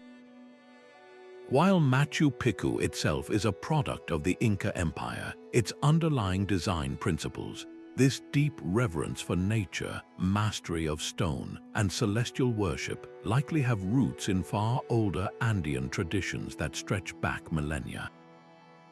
The Incas were brilliant synthesizers and organizers, often incorporating and refining the knowledge of the cultures they conquered. The seamless blending of architecture and landscape seen here may be the culmination of thousands of years of accumulated wisdom, a cultural memory of how to live in harmony with some of the most challenging geography on Earth. In this sense, Machu Picchu serves as a powerful, preserved example of how the timeless urban planning principles we see in the Bronze Age, the intentional orientation, the sustainable resource management, the resilient construction did not simply vanish but were adapted, evolved, and expressed in new forms by later civilizations, leaving behind a legacy of stone that continues to inspire awe. Wonder in our modern world. In the fertile expanse of Central Egypt, a revolutionary urban experiment rose with breathtaking speed from the banks of the Nile. This was Amarna, the solar city of the heretic pharaoh Akhenaten, a capital conceived not just as a new administrative center, but as a physical manifesto for a radical new religious order. Abruptly turning his back on the ancient pantheon of gods centered around Amun-Ra, Akhenaten dedicated his reign and his city to a single, supreme deity, the Aten, the life-giving disk of the sun. The blueprint for Amarna was the direct physical expression of this theological earthquake, an entire urban landscape engineered to worship the light that fell from the sky. The city's entire layout was a grand, linear hymn to the sun's daily journey. Stretching for over 8 miles along the Nile's eastern shore, Amarna was deliberately designed as a long, narrow strip. This was not a compact, fortified citadel like Thebes. It was an open city, its form dictated by a primary axis that ran parallel to the river. Along this central spine, the planners aligned every major structure: the vast Great Aten Temple, the sprawling royal palaces, and the administrative buildings, to precisely follow the path of the sun from east to west. This meant that from dawn to dusk, the city was perpetually bathed in the Aten's rays, with no building casting another into significant shadow for long. The urban fabric itself became a giant sundial and a cosmic alignment, ensuring that the divine presence was the dominant, inescapable feature of daily life. The heart of this solar worship was the Royal Road, a grand processional thoroughfare that served as the city's ceremonial and physical backbone. This was not a chaotic market street, but a wide, straight avenue designed for a specific kind of movement, the divine spectacle of the pharaoh. Akhenaten and his family would travel this road in a glittering chariot procession, presenting themselves as the sole intermediaries between the Aten and the people. The architecture lining this route was designed to frame this performance, with strategically placed viewing points and windows in the palace walls known as the windows of appearance. The entire city plan, therefore, choreographed a new ritual life, one that centered on the royal family's daily interaction with the sun and their subjects, reinforcing their unique theological role with every public appearance. Despite its rapid construction, primarily using standardized mud bricks that were produced on an industrial scale, Amarna was far from a crude or temporary settlement. Its planners incorporated surprising innovations in urban living. They integrated expansive open spaces, lush gardens, and light wells within the residential districts, creating a sense of airy harmony that stood in stark contrast to the densely packed cities of the era. This intentional use of light and space was a deliberate attempt to make the Aten's benevolence feel tangible, creating a living environment that was bright, open, and seemingly blessed. The city was zoned with clear intention, featuring distinct neighborhoods that separated the elite villas of high officials with their walled gardens from the smaller, more uniform houses of the workers, physically mapping the social hierarchy onto the urban grid in a way that was both practical and symbolic. The true genius of the Amarna blueprint, however, lies in its role as the ultimate tool of ideological change. Akhenaten wasn't just building a new capital, he was building a new reality. By physically uprooting his court from the powerful priestly establishment in Thebes and placing them in this isolated, purpose-built city, he forced a complete break with tradition. Every aspect of life in Amarna, from the orientation of one's home to the daily site of the Sun Temple, was designed to reinforce the new monotheistic doctrine. There were no dark, mysterious chapels for other gods here, only open-air temples where worship occurred directly under the sun's rays. The city itself was a mechanism for indoctrination, its very streets and sightlines engineering a new way of seeing the world, one that centered exclusively on the pharaoh and his god. This breathtakingly ambitious experiment, however, was as fragile as it was revolutionary. Amarna's existence was entirely tethered to the will of its founder. Upon Akhenaten's death, the powerful old religious institutions swiftly reasserted themselves, rejecting the Aten and everything associated with him. The capital was abandoned almost as quickly as it was built, its stones systematically quarried for other projects, its very memory condemned. Yet the skeleton of its plan remains, a ghostly imprint on the desert floor that speaks volumes about the immense power of urban design. Amarna stands as history's most profound example of a city used as a deliberate and forceful instrument of political and religious revolution, a bold, fleeting dream of a world reordered by light and a single man's radical vision. Though constructed many centuries after the great Bronze Age cities had faded into legend, the sprawling metropolis of Angkor in Southeast Asia stands as a magnificent echo of their most profound planning principles. Its blueprint reveals a hydraulic mastery on a staggering scale, a sophisticated understanding of water management that seems to channel the same innovative spirit we witnessed in the canal cities of Mari and the Indus Valley. The Khmer engineers who conceived this jungle capital did not merely build near a water source, they sculpted the entire landscape into a vast, living machine for capturing, storing, and distributing water, turning the volatile tropical climate from a threat into their greatest asset. At the heart of their design lay the West Barre, an artificial reservoir so immense it stretches over 5 miles long and 1.5 miles wide, a breathtaking testament to the ambition of its creators. This colossal network of canals, moats, and reservoirs was the true lifeblood of the city, serving a brilliantly integrated trio of purposes. Primarily, it was an agricultural engine of unparalleled efficiency. By capturing monsoon rains in these giant basins, the planners could release water through a controlled system of channels during the long dry season, transforming what would otherwise be a parched landscape into a region capable of supporting 3 rice harvests per year. This agricultural surplus fed a population that may have exceeded 1 million people, making Angkor one of the largest pre-industrial cities in the world. Secondly, the watery web was a formidable defensive apparatus. The wide moats surrounding temple complexes like Angkor Wat were not just symbolic, they were impassable barriers for siege engines and attacking armies, forcing any approach onto narrow causeways that could be easily defended. The water also served a third spiritual purpose, reflecting the sacred temple mountains in their still surfaces and symbolizing the Hindu cosmological ocean that surrounded the mythical home of the gods. The city's spiritual cosmology was physically etched into its very geography through the concept of the Temple Mountain. Structures like Angkor Wat and the Bayon were designed as microcosms of the universe, with their towering peaks representing the holy Mount Meru, the center of all creation. The concentric galleries and enclosing moats mirrored the mountain ranges and oceans that were believed to surround it in myth.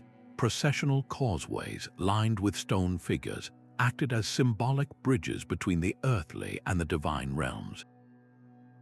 This sacred geography was not separate from the practical water management system. It was one and the same. The moats were both defensive utilities and cosmological symbols.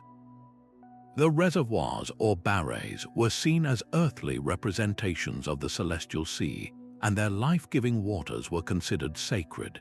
This fusion of practical engineering and profound spiritual belief created an urban environment where every daily activity, from farming to traveling, was imbued with a deeper cosmic significance.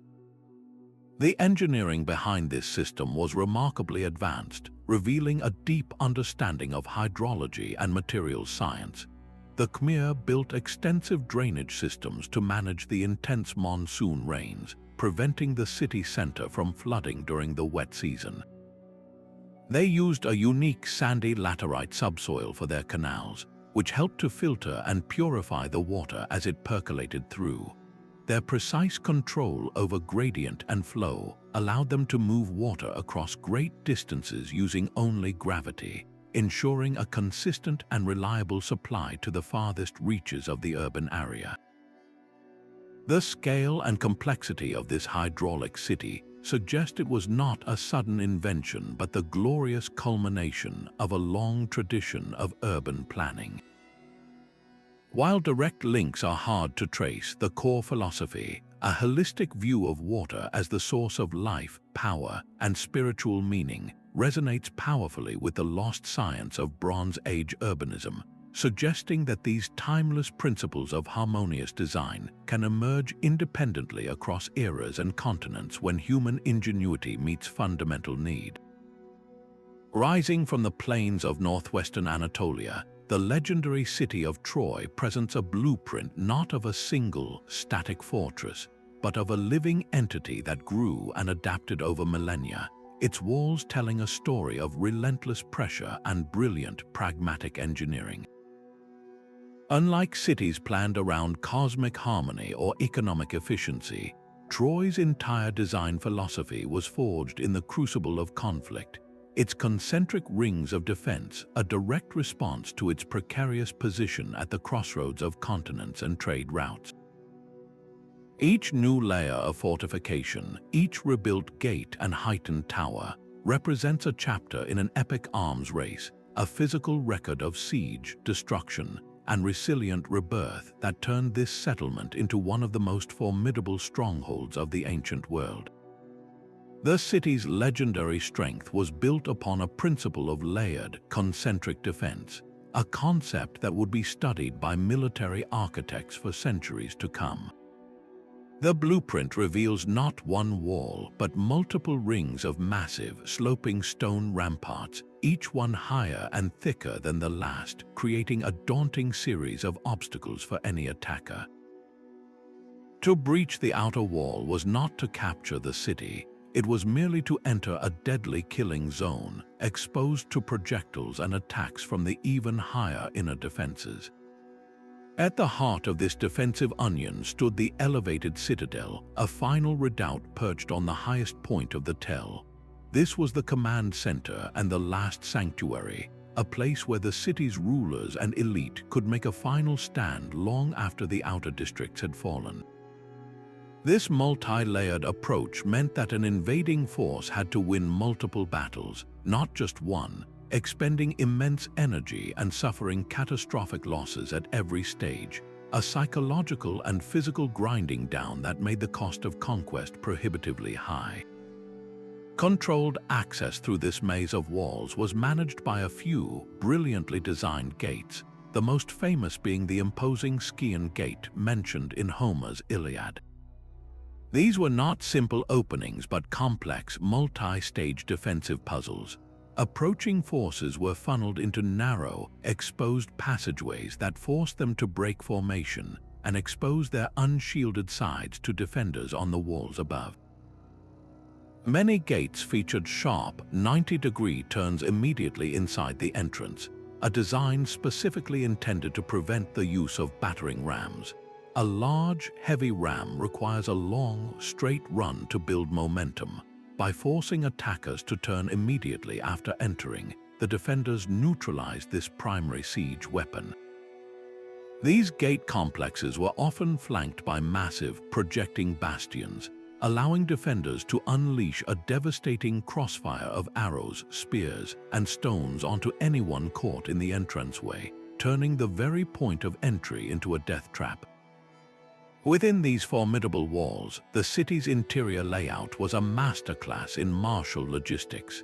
The streets were not the meandering alleys of a peaceful town, but were arranged in a more organized, if not fully gridded, pattern to facilitate the rapid movement of troops and supplies from one sector of the defense to another.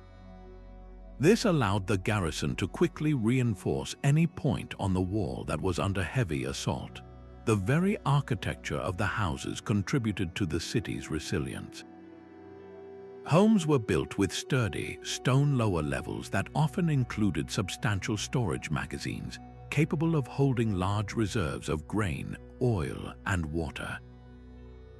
This capacity for long-term storage was the key to surviving a prolonged siege, enabling the population to outlast an attacker who might be camped in the less hospitable lands outside the walls, waiting for starvation to do its work. The planners of Troy also understood that defense is as much about information as it is about walls. Strategic sightlines were a critical component of the blueprint. Watchtowers were positioned at regular intervals along the fortifications and at the highest points of the citadel, providing panoramic views across the Trojan plain all the way to the coast. From these vantage points, sentinels could spot enemy movements hours or even days before they reached the city, giving crucial time to recall farmers from the fields, secure livestock, and prepare the garrison. This early warning system was a force multiplier, making the walls themselves more effective by ensuring the defenders were never caught by surprise. The ability to see an approaching threat was as vital a resource as stockpiled grain or sharp spears. What makes the Troy blueprint so fascinating to archaeologists is its clear evolution across different historical layers, known as Troy 1 through 9. Each successive city was built upon the rubble of its predecessor, and each new design incorporated hard-learned lessons from the last defeat. A wall that was breached by tunneling might be rebuilt with deeper foundations. A gate that proved vulnerable to fire might be reconstructed with less wood and more stone. The constant threat of new siege technologies, like improved battering rams or mobile towers, forced the Trojans to continuously innovate, building their walls higher and their gates stronger. This adaptive design philosophy reveals a society that was deeply pragmatic and resilient, one that learned from its disasters rather than being defeated by them. The city's enduring legacy, immortalized in myth, is a direct result of this incredible, multi-generational project of defensive engineering, a testament to the human will to protect home and hearth against any odds. Far to the west, across the vast expanse of the ocean and rising from the highlands of what is now Mexico, the magnificent city of Teotihuacan presents a blueprint that feels both hauntingly familiar and utterly unique.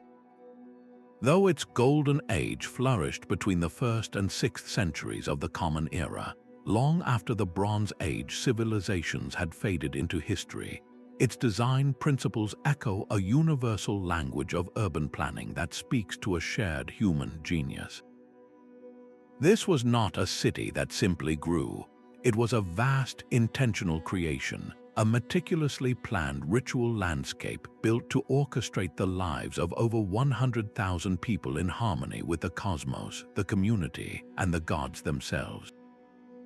The breathtaking scale of its design is immediately announced by the immense Avenue of the Dead, a central thoroughfare that runs for nearly 3 miles through the heart of the city. This was far more than a simple road for transportation.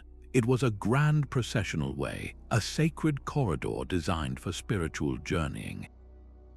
Flanked by the ruins of massive temples and platforms, this avenue creates a powerful, linear axis that guides the eye and the body directly toward the city's 2 crowning achievements, the Pyramid of the Sun and the slightly smaller but exquisitely detailed Pyramid of the Moon.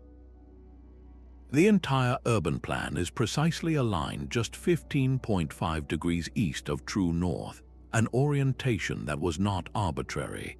This specific angle was carefully calculated to track significant astronomical events, most notably the setting of the Pleiades star cluster, which held profound importance in Mesoamerican cosmology. Walking this avenue during a celestial event would have been an immersive ritual, a physical participation in the order of the universe. This cosmic alignment was mirrored by a remarkably pragmatic and organized approach to housing its enormous population. Unlike many ancient cities with a chaotic mix of dwellings, Teotihuacan's planners created a highly structured residential system. The city was divided into distinct neighborhoods or barrios, each one often dedicated to a specific craft or profession. Archaeologists have uncovered districts dominated by the workshops of obsidian knappers, whose razor-sharp tools and weapons were traded across continents, as well as quarters for potters, shell workers, and other artisans.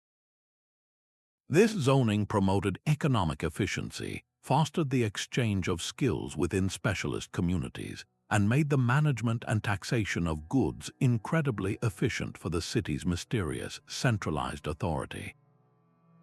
Within these professional districts, people lived in unique, walled residential compounds called apartment compounds. These were not simple huts. They were sprawling, single-story complexes built around central courtyards, housing multiple extended families under one roof. Each compound contained dozens of individual apartments, complete with their own sleeping areas, shrines, and storage spaces, all sharing common courtyards that served as the heart of domestic life, places for cooking, socializing, and raising children. This architectural style promoted a powerful sense of community and collective identity, blurring the line between private family life and public neighborhood interaction. The design provided both privacy within the individual units and a strong, supportive community structure, creating a stable and cohesive social fabric that was essential for maintaining order in such a densely populated metropolis. Supporting this vast urban machine was an infrastructure that rivaled any seen in the ancient world. Beneath the orderly grid of streets, engineers laid out a sophisticated drainage system that managed wastewater and monsoon rains, preventing flooding and maintaining public health.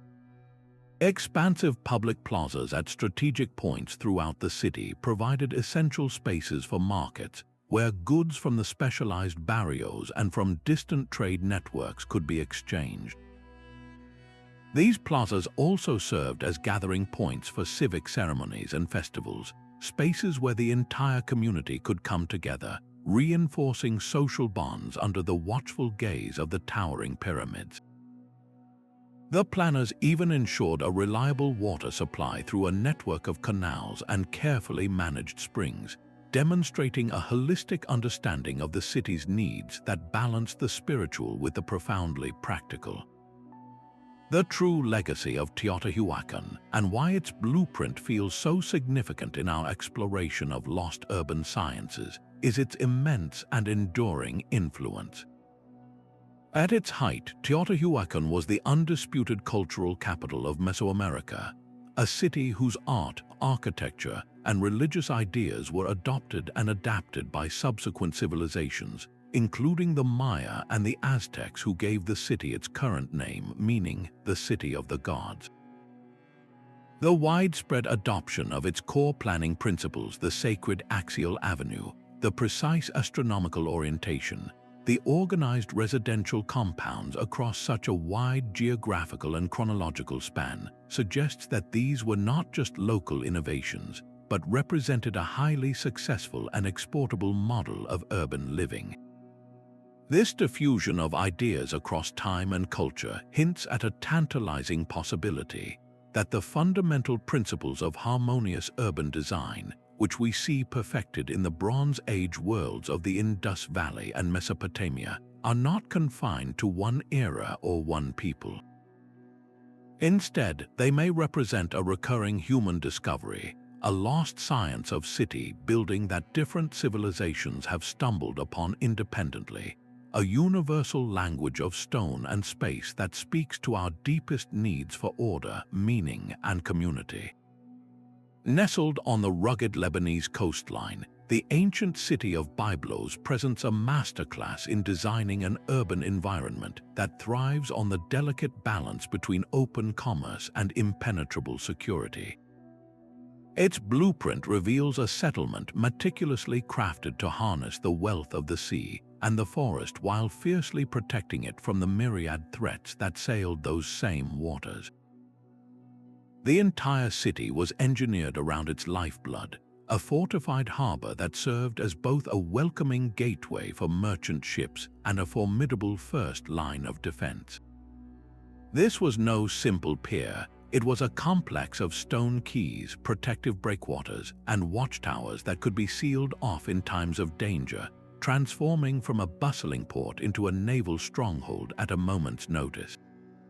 From this secure anchorage, the legendary cedar trees of Lebanon, prized across the ancient world for their size and fragrance, were loaded onto ships bound for Egypt and Mesopotamia, while the papyrus reeds processed in the city's workshops were bundled for export, eventually giving the Greeks their word for book Byblos, and from there our very word for Bible. The city's layout was a direct and intelligent response to its dramatic, hilly terrain.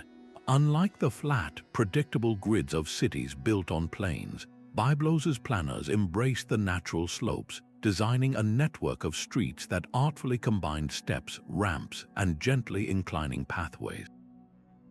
This careful engineering allowed for the smooth movement of both people and goods. Donkeys and carts could navigate the main ramps to transport heavy cedar logs and bales of papyrus from the warehouses down to the docks, while stone staircases provided shortcuts for pedestrians moving between residential neighborhoods. This thoughtful circulation system prevented traffic bottlenecks and ensured the economic engine of the city never seized up, demonstrating an advanced understanding of urban mobility long before the concept had a name. The very fabric of the city felt organic, as if it had grown from the rocky promontory itself, yet every pathway was the result of deliberate and clever design.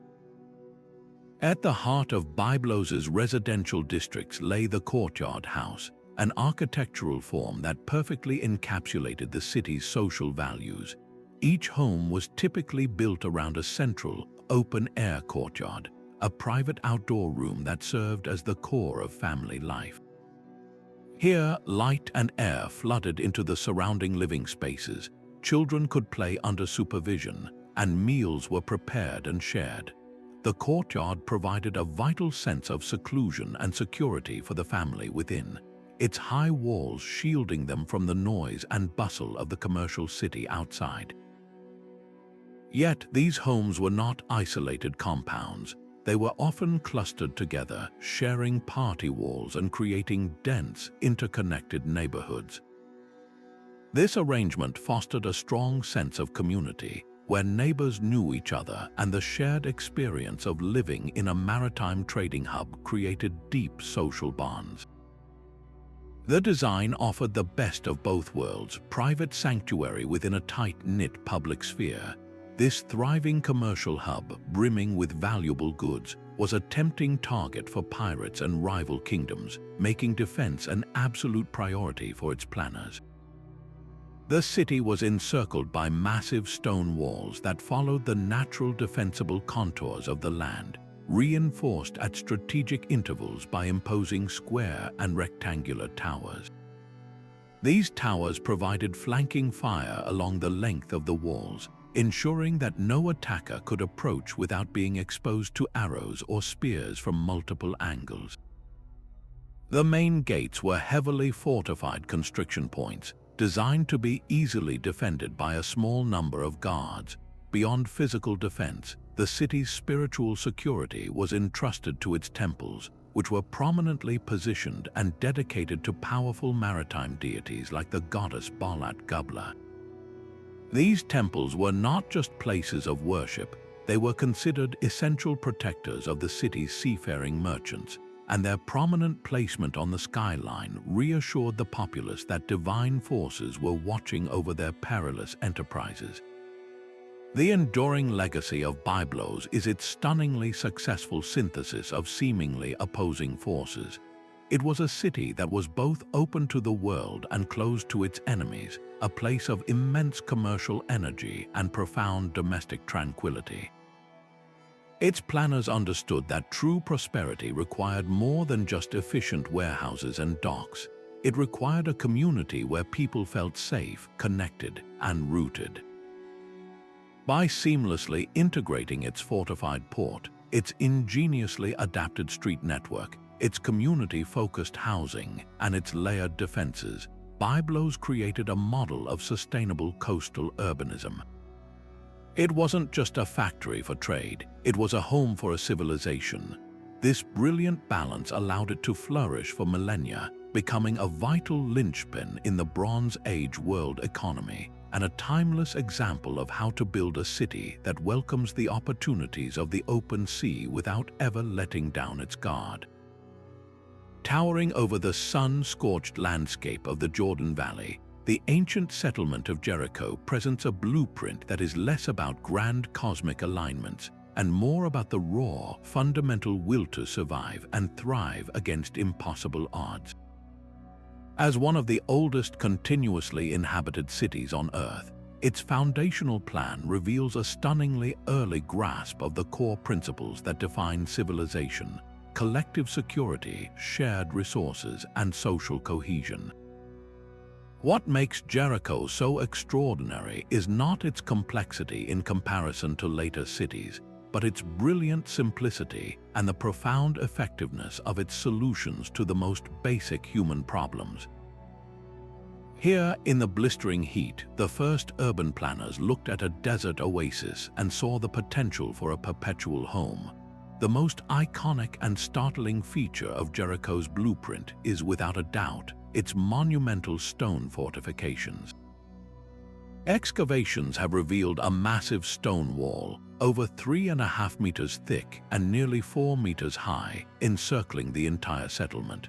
This was not a mere fence. It was a colossal undertaking that would have required a unified, coordinated effort from the entire community, a powerful statement that they were building something permanent and worth defending. But this wall was about more than just keeping out rival groups. The Jordan Valley is a geological trough, and flash floods from the surrounding hills were a constant and deadly threat. The massive wall also functioned as a formidable flood barrier, deflecting torrents of water and mud and protecting the fragile homes and stored food within. Defense and disaster preparedness were engineered into the very first line of the city's design. Even more astonishing than the wall is what stood beside it, a gigantic stone tower plunging over 8 meters into the earth and rising almost as high. This structure is a profound archaeological puzzle. Its internal staircase suggests it was designed for people to ascend, but its purpose remains debated. It certainly would have provided an unparalleled vantage point, allowing sentries to spot approaching strangers or dangerous weather from miles away across the flat valley floor. It may have also served as a final redoubt, a place of last refuge if the main wall was breached. Some scholars suggest a more symbolic function, a collective project that physically and spiritually elevated the community above the harsh plane, a permanent marker of their identity and achievement. Whatever its primary purpose, the tower stands as a breathtaking testament to the ambition and organizational skill of these early Neolithic people, a skyscraper of its day built with Stone Age technology.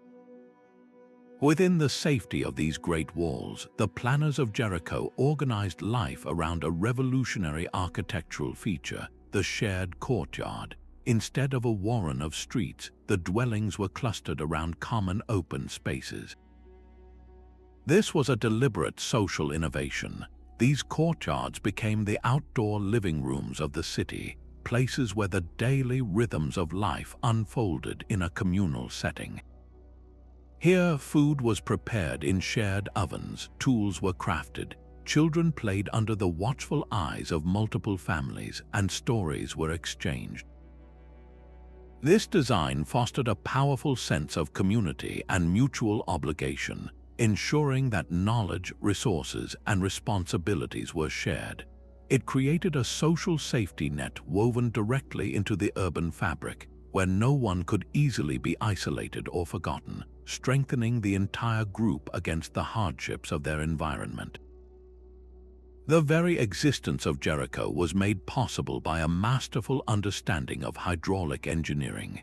The city was built around a powerful perennial spring, the Ain-e-Sultan, which provided a miraculous and reliable source of fresh water in the middle of an arid wilderness. The early planners did not simply use this water, they managed it with remarkable foresight. They developed one of the world's earliest known irrigation systems, channeling the spring's water through a network of simple ditches to nourish fields of wheat, barley, and legumes outside the walls. This ability to systematically irrigate crops transformed their relationship with the land. It allowed for the production of a substantial food surplus, which in turn supported a larger, non-farming population. The artisans, leaders, and builders who could dedicate themselves to perfecting the city's craft and defenses. They turned a desert oasis into a verdant garden, mastering the art of sustaining life in a challenging climate. This mastery of their environment extended to the spiritual and ceremonial realm. The blueprint of Jericho included designated public spaces, areas set apart from the domestic courtyards for community-wide gatherings and rituals. Evidence found within the settlement, such as carefully modeled and decorated human skulls, suggests a complex spiritual life focused on ancestor veneration. These practices likely served to strengthen the social bonds between the living and the dead, legitimizing the authority of elders and reinforcing the community's shared history and identity. These rituals, conducted in shared spaces, were as vital to the city's resilience as its walls and water. They provided a psychological and cultural anchor, a shared belief system that helped the community endure famines, conflicts, and natural disasters over countless generations. The ultimate lesson of the Jericho blueprint is not found in any single structure, but in the incredible longevity it granted the settlement. This was not a city that flourished for a few centuries and then vanished. Its continuous habitation for over 10,000 years is a direct result of its foundational adaptability. Each successive generation lived within, modified, and built upon the ingenious plan of its ancestors. The walls might be rebuilt, the houses expanded, or the irrigation channels extended, but the core principles of security, water management, and social cohesion remained. Jericho's planners understood that a successful city is not a static monument but a living, evolving organism, one that must constantly adapt to changing climates, new technologies, and shifting social dynamics while holding fast to the fundamental needs of safety, sustenance, and community. In this ancient oasis, we find the timeless recipe for urban resilience. Perched high on a rugged plateau in the heart of Anatolia, the Hittite capital of Hattusa was engineered as the ultimate nerve center for a vast and diverse empire. Its blueprint is a masterclass in the architecture of power, a design that physically manifested the authority of the Hittite kings while seamlessly administering the complex affairs of a multi-ethnic realm. The city's very silhouette was a statement of dominance, with its massive, cyclopean stone walls snaking across the landscape and its monumental structures built from colossal, precisely fitted blocks that seemed to defy the era's construction capabilities. This was not a city that grew organically.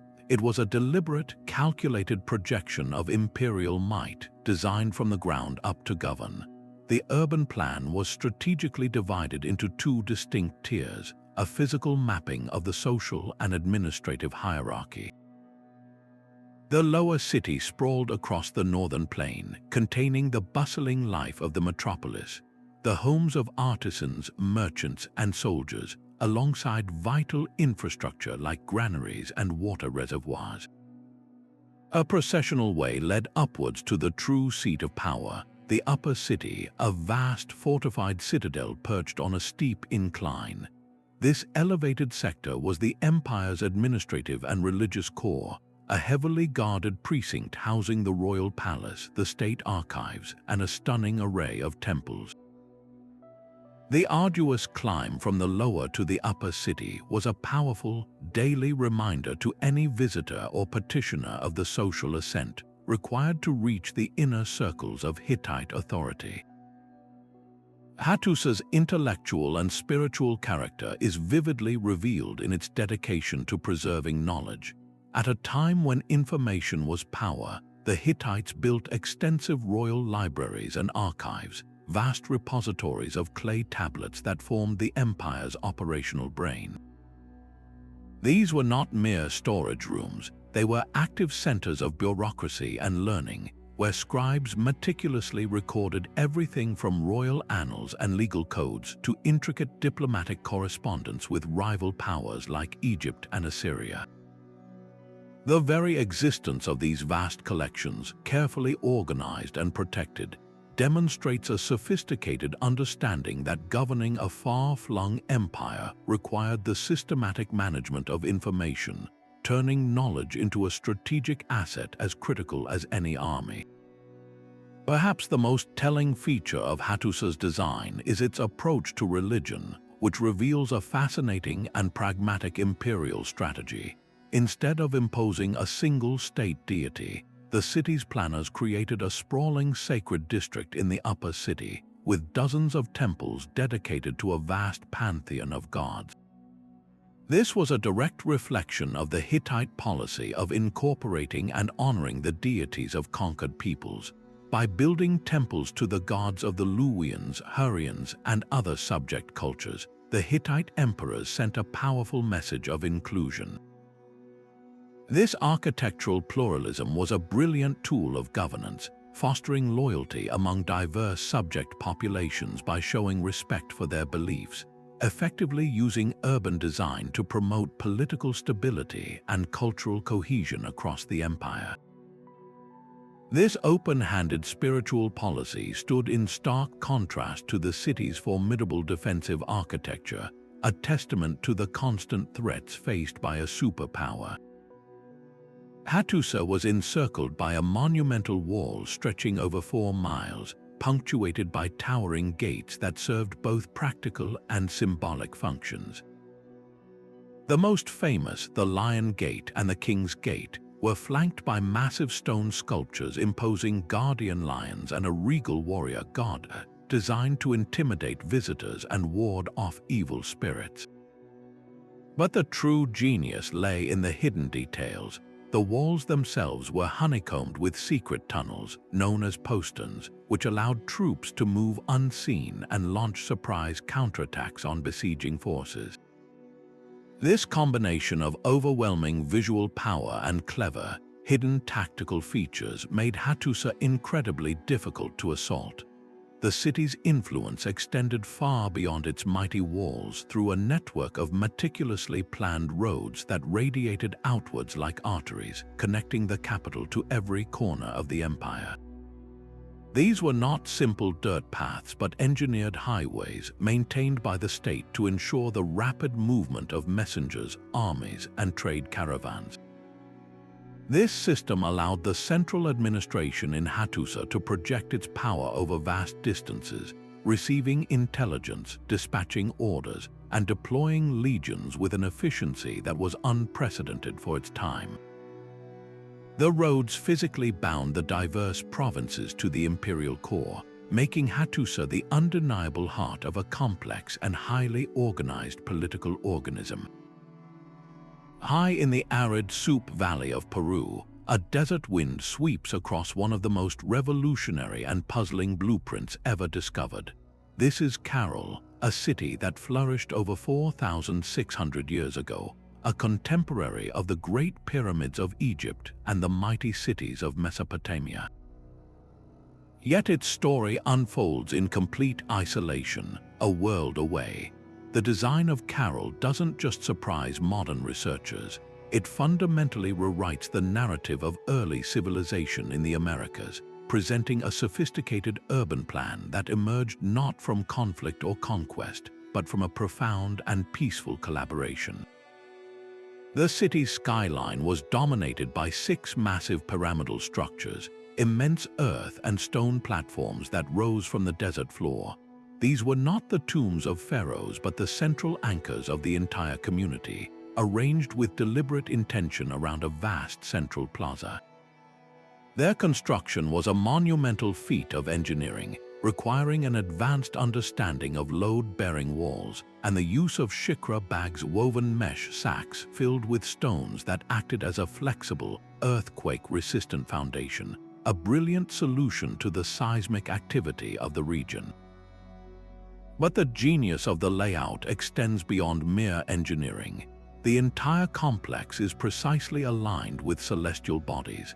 The main pyramid's orientation corresponds with the position of certain constellations, while sight lines between the structures appear to mark the solstices and equinoxes.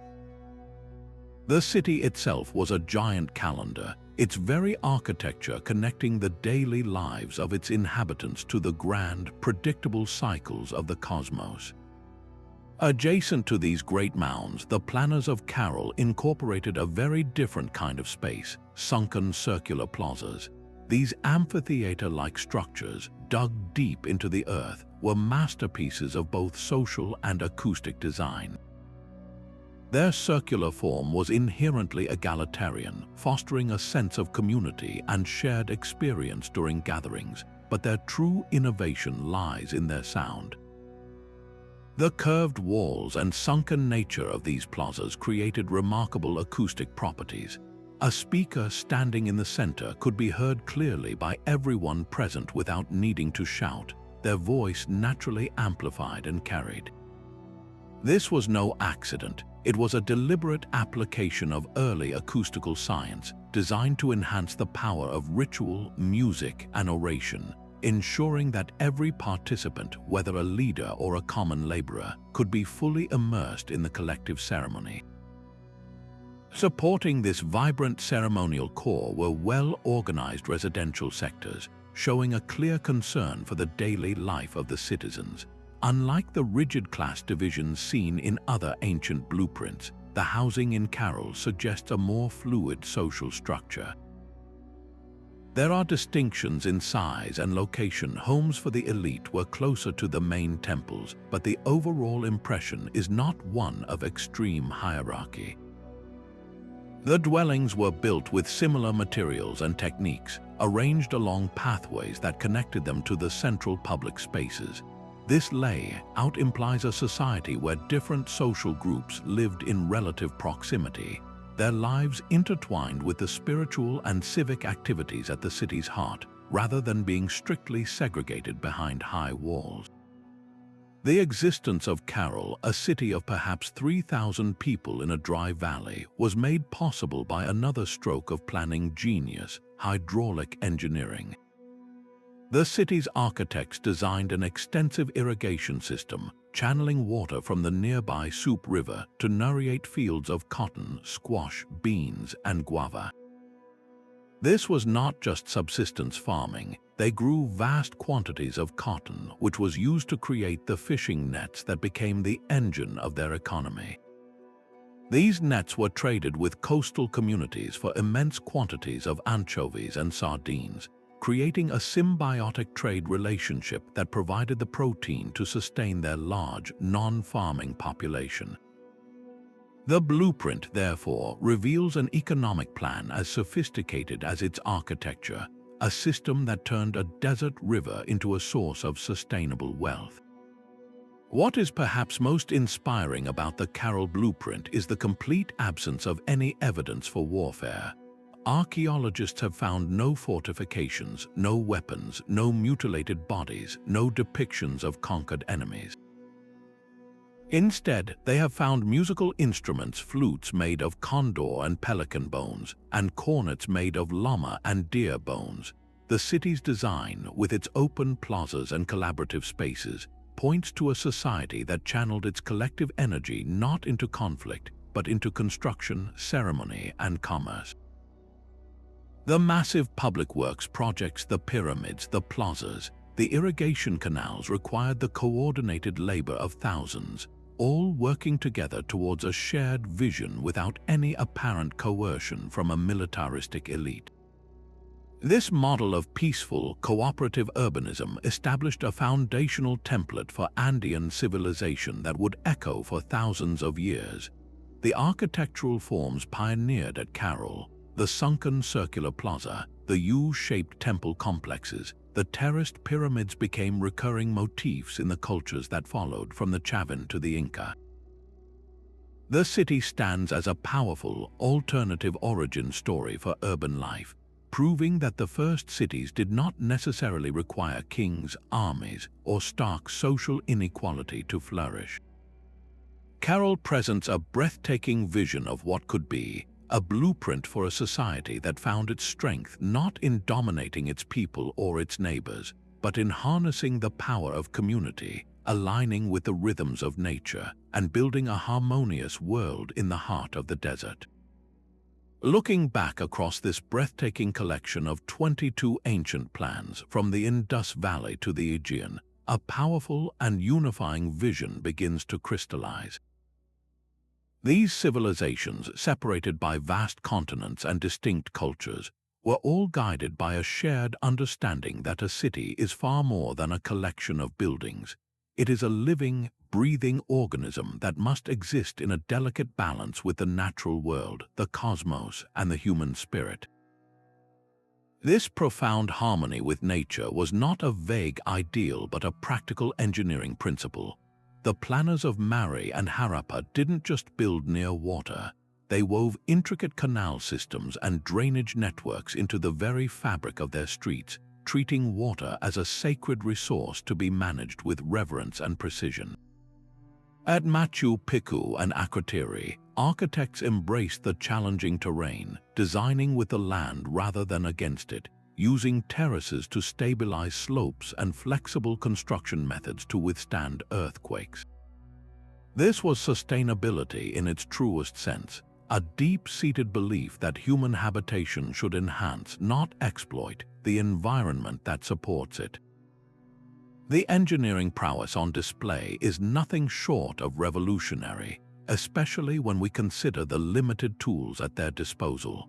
Without modern machinery, computers, or even iron tools, these ancient engineers achieved a level of precision that still commands respect.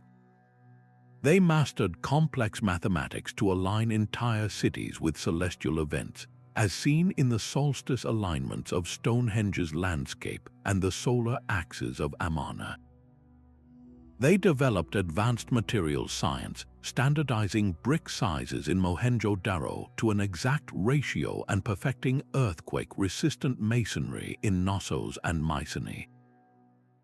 Their understanding of hydrology allowed them to build gravity-fed water systems in Machu Picchu and sewer networks in Harappa that would not be matched in complexity for over 1,000 years. This was not haphazard trial and error. It was the application of a formalized scientific body of knowledge, a true lost science of urban planning that integrated astronomy, geometry, and physics into a coherent design philosophy. Perhaps most strikingly, these blueprints reveal how urban form was consciously used to shape social organization and reflect cultural values. In some cases, the goal was to enforce a rigid hierarchy, as seen in the concentric rings of where your proximity to the temple ziggurat dictated your social status. In others, like the more uniform housing of Mohenjo-Daro, the design suggests a surprisingly egalitarian impulse, prioritizing communal well-being through shared infrastructure. The layout could facilitate spiritual journey, as with the processional ways of Nippur, or optimize economic production, as in the specialized craft districts of Ebla.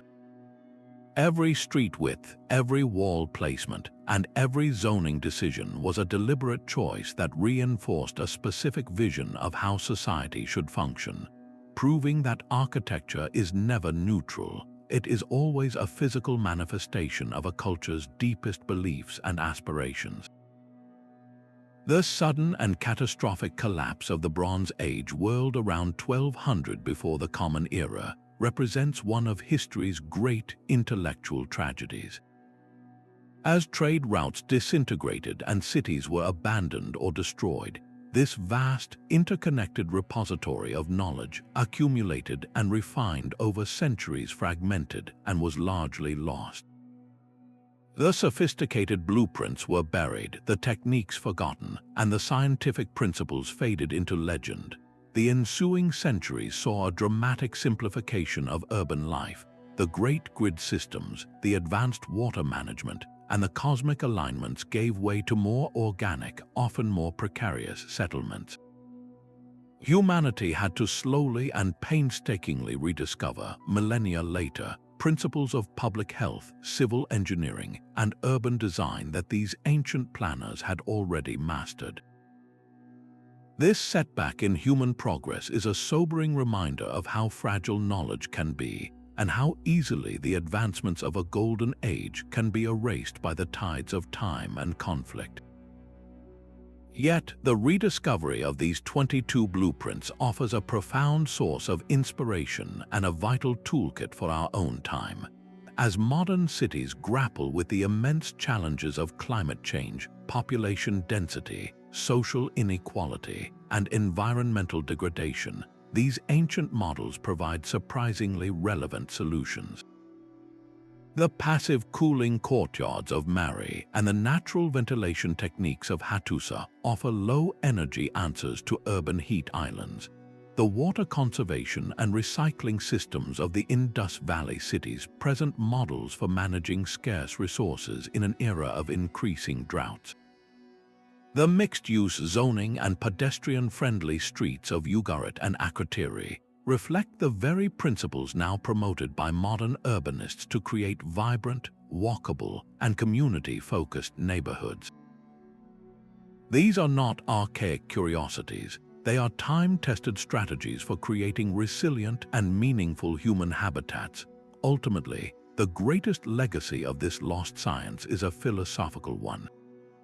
It challenges the modern, often utilitarian, approach to city building that prioritizes efficiency and profit above all else. These ancient blueprints remind us that the most successful and enduring cities are those that appeal to the full human experience. They are not just functional, but also beautiful, not just secure, but also inspiring, not just economically productive, but also spiritually nourishing. They teach us that a city should have a soul, a sense of place that connects its inhabitants to each other, to their history, and to the natural world. By looking back to these 22 guides, we can find a way forward, learning how to build future cities that are not merely smart, but also wise cities that honor the timeless human needs for community, meaning, and harmony, creating a lasting legacy for the millennia to come. These 22 ancient blueprints are far more than just archaeological artifacts. They represent a profound and sophisticated science of city building, a holistic approach that wove together artistry, engineering, and a deep philosophical vision for human life. The master planners of the Bronze Age did not see a city as merely a place for shelter and commerce. They viewed it as a living, breathing entity that needed to be in perfect harmony with the natural world, the cosmos above, and the community within. Their work stands as a timeless challenge to our modern conceptions of urban development, pushing us to think more creatively, more sustainably, and more humanely about the places we call home. What emerges so powerfully from this journey is the profound sense of balance these ancient models achieved. They understood that a successful city must serve multiple, equally important masters. It had to be defensively strong like Mycenae, yet economically open like Ugarit. It needed to facilitate spiritual contemplation, as in Nippur, while also ensuring the practical health of its citizens through advanced sanitation, as seen in Harappa and Knossos. They balanced the need for social hierarchy in with the promotion of community cohesion in the courtyard houses of Byblos and the apartment compounds of Teotihuacan. This wasn't a simplistic either-or approach. It was a brilliant and intentional integration of seemingly opposing forces into a cohesive, functioning whole. As we stare down the barrel of our own century's greatest challenges, rampant climate change, breakneck urbanization, deep social inequality, and resource scarcity, we often look for solutions in the newest technologies and the most futuristic designs. Yet these blueprints remind us that some of the most powerful answers are already here, waiting for us in the wisdom of the past. The passive cooling systems of Mary's courtyards, the water conservation and recycling genius of the Indus Valley, the earthquake-resilient construction of Akrotiri and Machu Picchu, these are not primitive ideas. They are brilliantly elegant, low-energy, and sustainable solutions that we are only now, thousands of years later, beginning to appreciate and reintegrate into our own green building practices. The ultimate lesson these cities teach us is that the soul of a place matters just as much as its structure. The Bronze Age planners knew that a city must inspire awe, foster a sense of belonging, and connect its people to something larger than themselves. They used celestial alignments to tie daily life to the cosmos and designed processional ways to elevate a simple walk into a spiritual journey. They incorporated public art, from the vibrant frescoes of Akrotiri to the sculpted gates of Hattusa, understanding that beauty is not a luxury but a fundamental human need that nourishes the spirit and strengthens communal bonds. This incredible legacy, tragically interrupted by the Bronze Age collapse, is a gift that has been waiting underground for millennia. By unearthing and studying these plans, we are not just piecing together a lost history, we are recovering a lost science and a forgotten art. We are rediscovering a way of building that prioritizes longevity over short-term profit, community over isolation, and harmony over domination. Let's carry these profound lessons forward, not to copy these ancient cities stone for stone, but to absorb their underlying principles of balance, resilience, and meaning. Let us build our future cities in a way that truly honors our vast human heritage and our boundless potential to create a world that is not only smarter, but wiser and more beautiful for all. Thank you for joining this incredible journey through time.